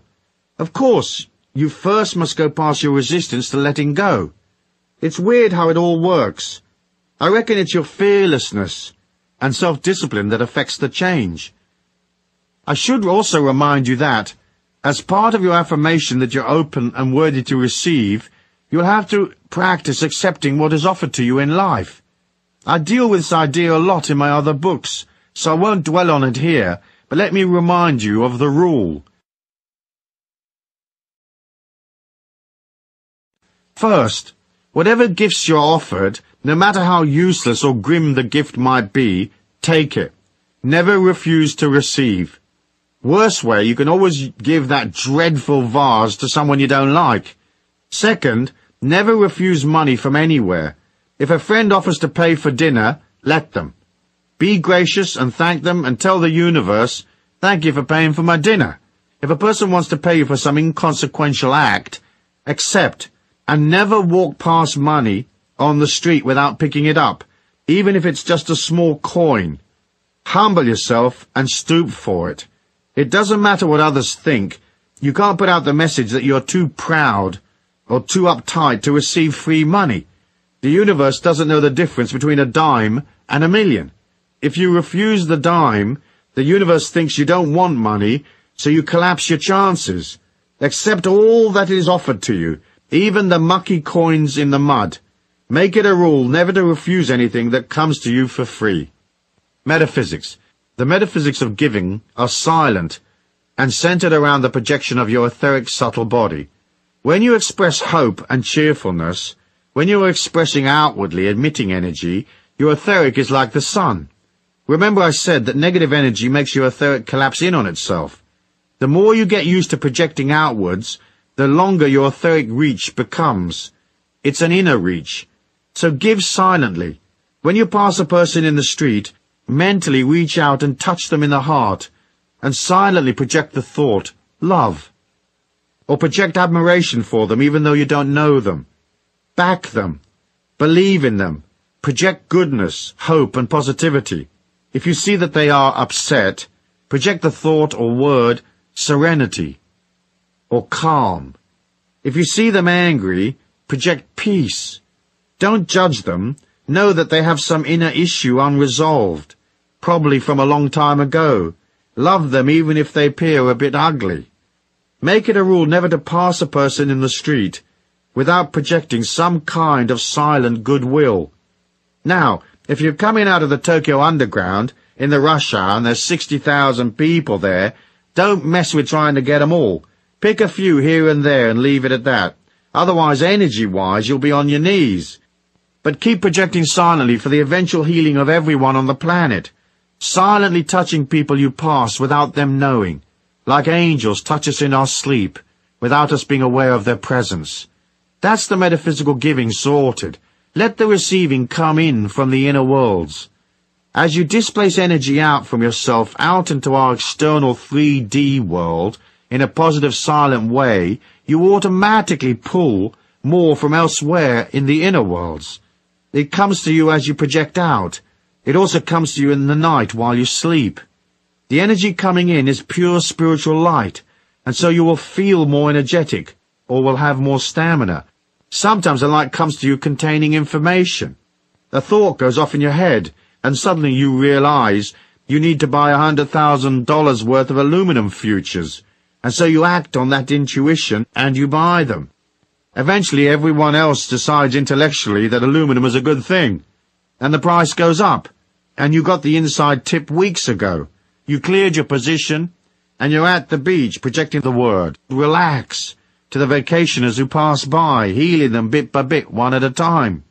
In the world where most everyone projects uncertainty, some make a living of projecting fear, and governments have whole ministries devoted to sustaining fear, it's a cool little whiz that knows how to turn his or her energy the other way and give out security.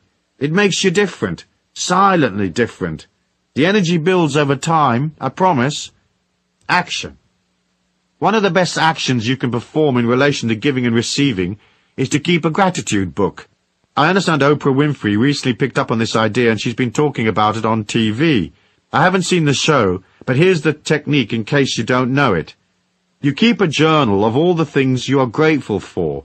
You write in it every day as a discipline. Oprah suggests 5 things each day.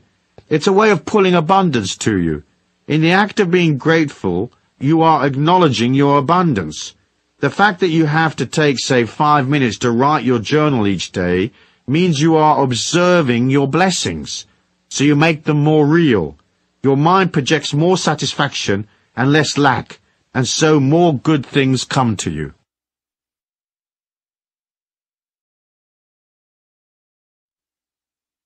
Chapter 9. The Law of Honor, Integrity and Abundance. Concept. Talking about honor is tricky. It doesn't take much to come off as a righteous Pratimus Maximus of extreme pomposity and silliness. Here goes, I'll do my best and I'll keep it short. When you separate from your body and look back at your life, nothing will have disappeared. I've been in those worlds via the trance state, and the OBE, the out-of-body experience, and the near-death tube. And what I tell you is correct. Though each one experiences their life's overview slightly differently. You won't want to look at stuff if it is gruesome. If your life has been one of manipulation, inflicting terror, nastiness, rip-offs and so forth, the moment of your spiritual overview is going to be an extremely painful experience, unless of course you change things now. You can metaphysically and spiritually rewrite your history by seeing your mistakes as lessons, understanding that the God force is full of compassion, and realizing that each of us falls into the dark through our weaknesses and fears. In addition, the people who have been affected by any darkness you projected had a metaphysical responsibility. They must have projected or sustained their own negative energy for you to show up. Or at least they must have had options and they didn't take them. Of course, in the case of children who are abused, they don't have options because they're born into negative situations. If darkness has been a part of your life, you can perform a spiritual overview and healing while alive. First, you have to ponder your dark side and agree to let it come out, as it is usually repressed deep within. Then, when you're ready, take yourself off for a couple of days on your own, someplace remote and quiet, stay in silence and fast, meditate and pray. Allow the impact of your acts to come upon you, and once you've looked at that, all you have to do is own it. That is, you will have to see how you were responsible. Owning it is accepting that you inflicted the pain on others, and you have to see how it must have felt for them as they became scared or sad because of your actions. Perhaps you killed them off because they lost hope, or perhaps they died not because you killed them literally, but because you stressed them out so much they passed away from other maladies. You use your 2 or 3 day quiet period to look at your dark side, to process and acknowledge your hatred and antagonisms. You agree to come to an act of contrition and to atone. Contrition and atonement sound serious and biblical. One imagines balls of fire cast down from above while Sodom and Gomorrah burn in the distance. It's not quite like that, because a universal compassion kicks in if you do it right. Contrition is feeling sorry for your stuff-ups and owning them, and atonement is doing something about them. We all have darkness inside of us, so you don't have to feel especially guilty. Yet you can't get to the light without passing through the dark. The idea that you can escape it completely by just being positive is metaphysically unsophisticated. You can certainly avoid it for a bit, building light and energy as you go, but in the end it is always there. You have to tackle it one day. Rudolf Steiner called it the guardian of the threshold. I always imagined the guardian as a monster on your path, who knew all of your weaknesses and could play upon them. It would eat you if you didn't have the courage to face it. Even the most saintly person has a dark side. If they say they don't, they're a saintly person with quite a lot of BS and denial, and that of itself can be dark. Even Jesus had his 40 days in the desert, processing his shadow side, being tempted and so forth. As your energy grows and grows, and as you become more and more light, you have to come to honor and integrity. For the expanding light within you attracts the dark forces that hang around looking for weaknesses, looking for ways to use to their own ends the power you are creating. Now, people usually believe they have no dark side, or that they have already processed it, but that is not often the case. Many have simply repressed their dark side deep within so it's not obvious. Simultaneously with this process, you'll want to be 100% correct in your future dealings with people, so all your future financial dealings must be honorable. You will have to be completely fair and honest and 100% correct with people. Next, you have to have honor in your feelings. That means living in the truth and expressing that truth and not being covert. We are trained as children to use covert ways to get what we want, and so we don't see it as dishonest. But it is. Our world is very dishonest, and our leaders encourage dishonesty by setting bad examples, by lying, by being corrupt, by using a political sleight of hand to sustain power.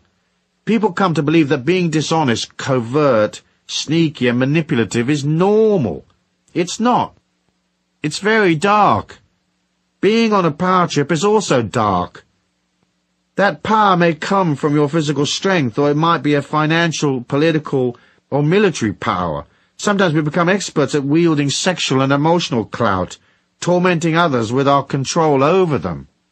Almost all power is abused. That's how we learn. We have to become strong inwardly and outwardly, without misusing the power we have. It's very hard to get it right, and most of us err. Some lust for power. They get off on emotionally or physically capturing others and maneuvering them. Bad karma. we are also taught to lie, exaggerate, and obscure fact. We lie by omission, seeking to sustain one image while living another. To the student on the path, all of these are traps, and they have to be sorted out. For when you lie, it is to yourself. When you cheat, the same. When you manipulate, you create a prison for yourself as well as your victims. In the end, everything you do is to yourself. There's only the oneness, so all acts are self-infliction. Metaphysics.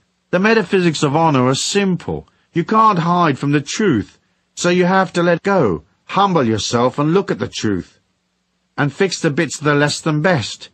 Each of us has fear, hatred, and antagonism. Each of us cheats emotionally, financially, or sexually. We each have our transgressions. You rewrite your history by looking at that. Perhaps it may result in you suffering a dark night of the soul, but it will pass as you grant yourself forgiveness. Gradually, the power of the infinity within you bathes you in a new light, and you're made whole. In this way, you complete your act of contrition. Action.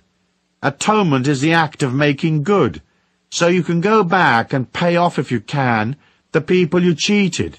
You apologize if you have hurt people, or you atone by charitable acts and good works. Perhaps you can't repay those you owe, but you can make a donation to some cause from which they might benefit. Atonement is accepting full responsibility for what you've done without too many explanations and excuses, and realizing that you hurt people because you were trained that way as a child, or perhaps you allowed your fears and weaknesses to lead you astray. Then you vow that you will act lovingly and kindly to others for the rest of your life. You follow through consistently over a period of time, making good the hurt that you have inflicted. I don't think it's enough to just feel sorry and to say sorry. Sometimes you have to do something concrete as well. You can make all the money in the world and you can buy all the experiences possible and live a rich life, but a life without honor and integrity is completely worthless. So as a part of your abundance affirmation and the setting up of a new energy in your life, include the correctness of honor if you've not already done so. Live your life impeccably, on every front, financial, emotional, sexual. And if you exercise power, be benevolent, very benevolent. Chapter 10. The Law of Love, Compassion and Money. Concept. Most people can't get their head around the idea of money, love, and compassion being linked together. The idea that money can be a symbol of love seems odd. We are so programmed the other way. Here's how they are linked. It'll help you see it all in a different light. There's a psychological war that goes on in us humans between self-hate and self-love. It's a part of another battle that persists. The energy war between living and dying, building energy and depleting energy. The two issues are wrapped up with abundance and love, and they can very dramatically affect your ability to earn money and pull abundance to you. Here's the concept. You start pre-birth as an infinite spirit in a spiritual dimension. There, the spiritual memory of what you are is eternal, and so you have existed in some form or another since the beginning of time. Suddenly, the spirit energy that is the real you finds itself inside a little body, trapped there for life, collecting new experiences.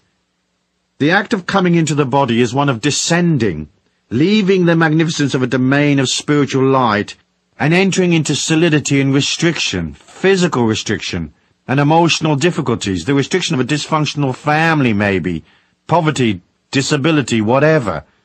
It's a sacred and humbling act to accept such a learning experience.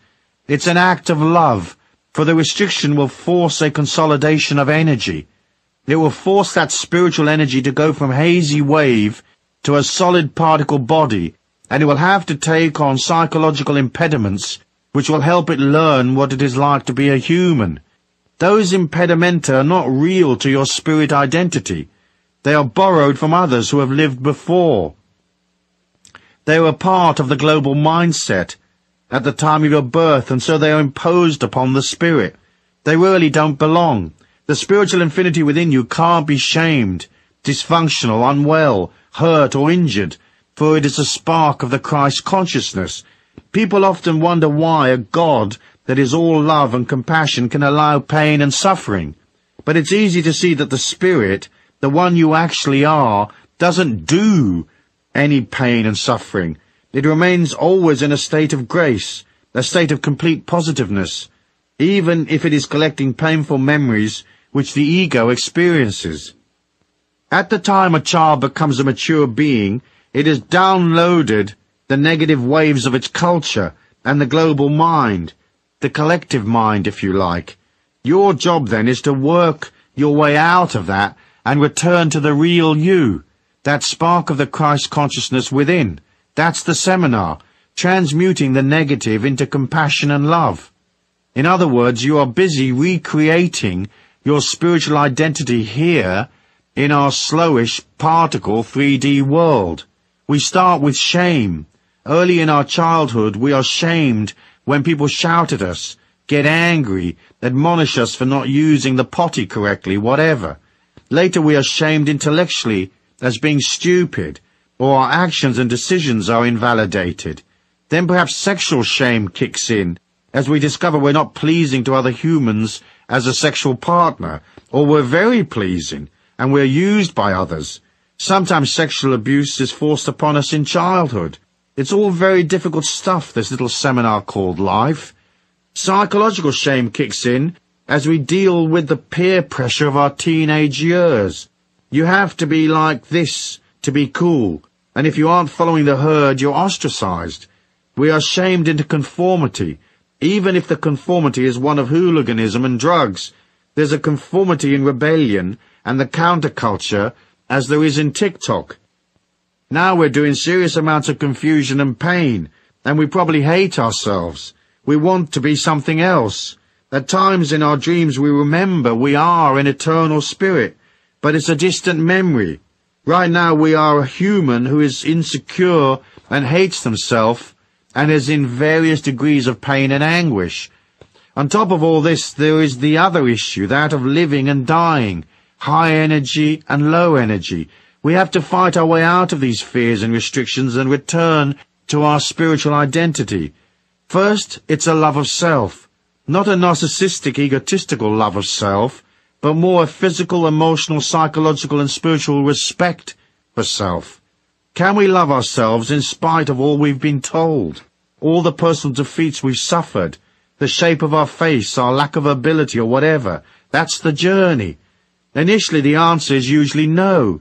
Self-hate kicks in. We anesthetize the pain via drugs, sex and illusions of power, or we use overwork and alcohol to blot it all out, succumbing to our addictions. We feel that if only things were different, if only we had more money, if only we had a different set of conditions, if only a certain person acted in a certain way, then we would be happy. People would love us and things would be just fine.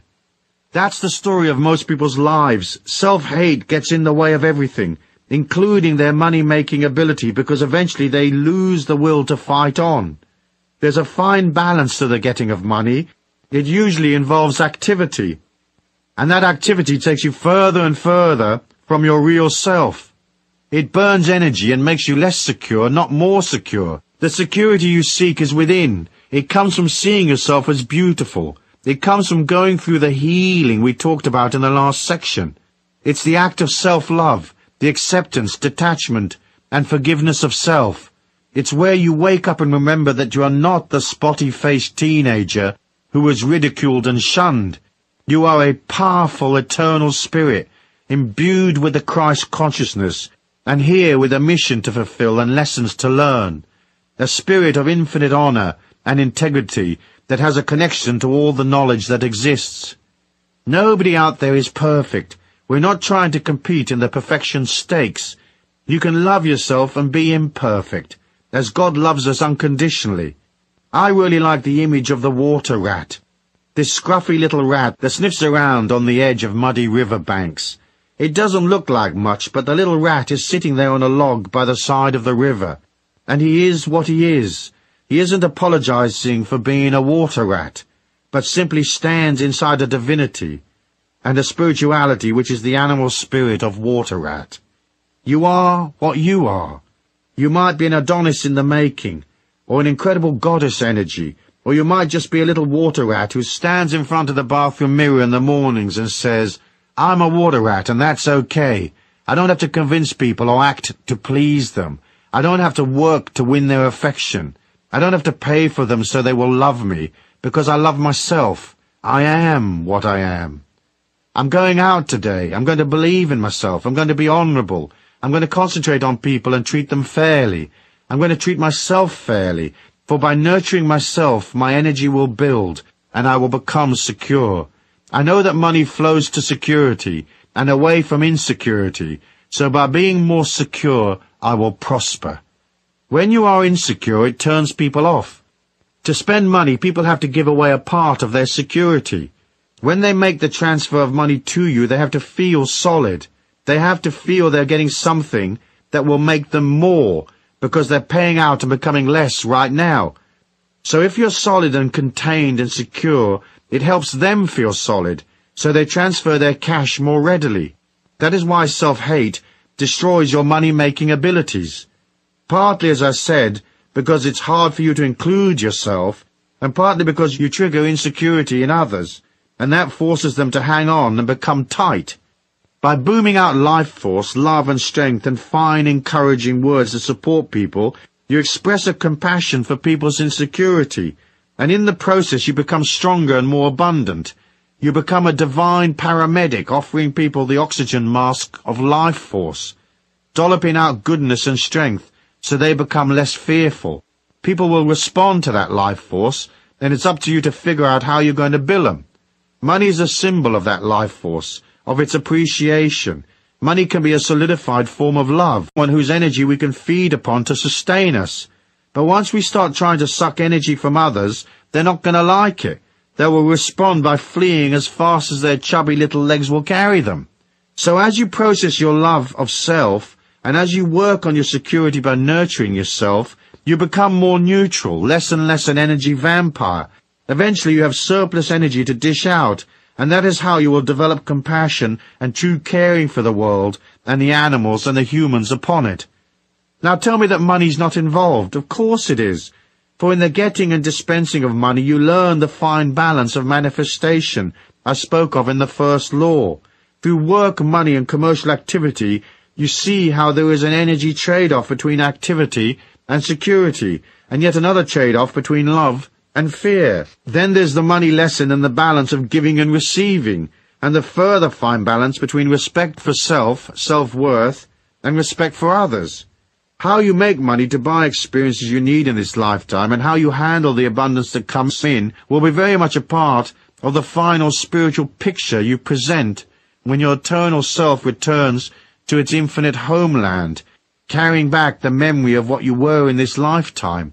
Money, compassion, energy, heart, love, fear, wealth, generosity, meanness, they're all characters on the same spiritual stage, so the trick is to align to the beautiful ones, step away from the ugliness, and accept the gift of your infinite self in the process. Action. The action of compassion and money is the act of becoming comfortable with life's situations and the state of your bank balance. You have to be kind to yourself, and you have to keep your ego in control and accept life. Otherwise the ego will yearn for things and force you to go out to work for it, to buy its stuff to make it feel better. Once you're at one with yourself, you will have compassion for yourself. Then you will, of course, nurture yourself. But you won't have to go shopping to distract you from your fears. As you become more aware, you become more real. Then, by discarding the useless stuff and eliminating unnecessary obligations, you become more balanced and settled, more silent and less manic. You will also have less activity and stress, and you'll feel better, and so onwards and upwards. Do something for yourself every day, something compassionate and kind. I don't mean buy yourself breakfast. I mean do something that is spiritually or physically nurturing. A massage, a fast, a meditation, exercise, rest, play, that kind of thing. For it's in the quiet time that you see the great abundance of this life, and you'll move from the ego's disquiet to the spirit's wholeness, and you'll see that the things you worry about are often not worth the worry. In the quiet time you'll see what has real worth for you and what is just fluff and hype. Once you get real, all your energy can go towards becoming what you really need and want to become. That transformation must be a part of your story in this lifetime. Making money is not enough. You will have to do something that has meaning. You will want to collect memories in abundant settings, but you will also want to be surrounded by love and friendship. You will want to be doing things that you want to do. Yes, that's your story. Put aside the little nitty-picky ego stuff. Start today to act, invoke, and energize the grand plan, for it is yours by right. All you have to do is agree to step up and collect. So accept yourself and believe in yourself. Look the world in the eye and say, I am what I am. And by the way, that'll be $30,000. Thank you.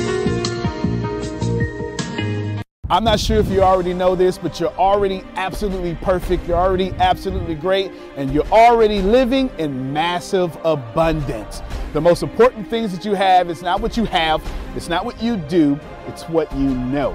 Because the people who do know what you need to know to lead the middle class, they're in the top 1%, and they control 96% of the world's income. 97% of this world is trading time for money, and that is not the way to become rich, it's not the way to become wealthy, and it is absolutely not the way to leave the middle class. There are 7.8 billion people in the world right now, and they all want to learn how to make money and how to leave the middle class. But the way to become a master at anything is to learn all the rules and then bend them to your favor. Right now in this world, there are 2,057 billionaires. Right now. So if you think becoming a billionaire is impossible, that's 2,057 people that have already proved that impossibility incorrect. And if you think that's crazy, there are 46.8 million millionaires in the world, worldwide right now. Now think about that. 46.8 million millionaires, and that number grows 1,730 millionaires every single day. Money is everywhere. You don't need to max out your credit cards. You don't need to borrow from granddad and grandma. Just look behind me. Look at all the wealth sitting behind me in this junkyard. It's insane how much money is everywhere, and you don't need to go out there and beg, borrow, and steal to get it. You just need to know the rules of making money and how to leave the middle class. Essentially, all you need to know is the algorithm of making money, the rules of making money. All you need to know is what to do and how to do it, and you can leave the middle class. Any industry, yoga, golf, underwater basket weaving, clipping fingernails, it doesn't matter. All you have to do is know how to do it, how to get it done, and then find somebody to teach you how to do it, how to get it done, and you will be able to leave the middle class.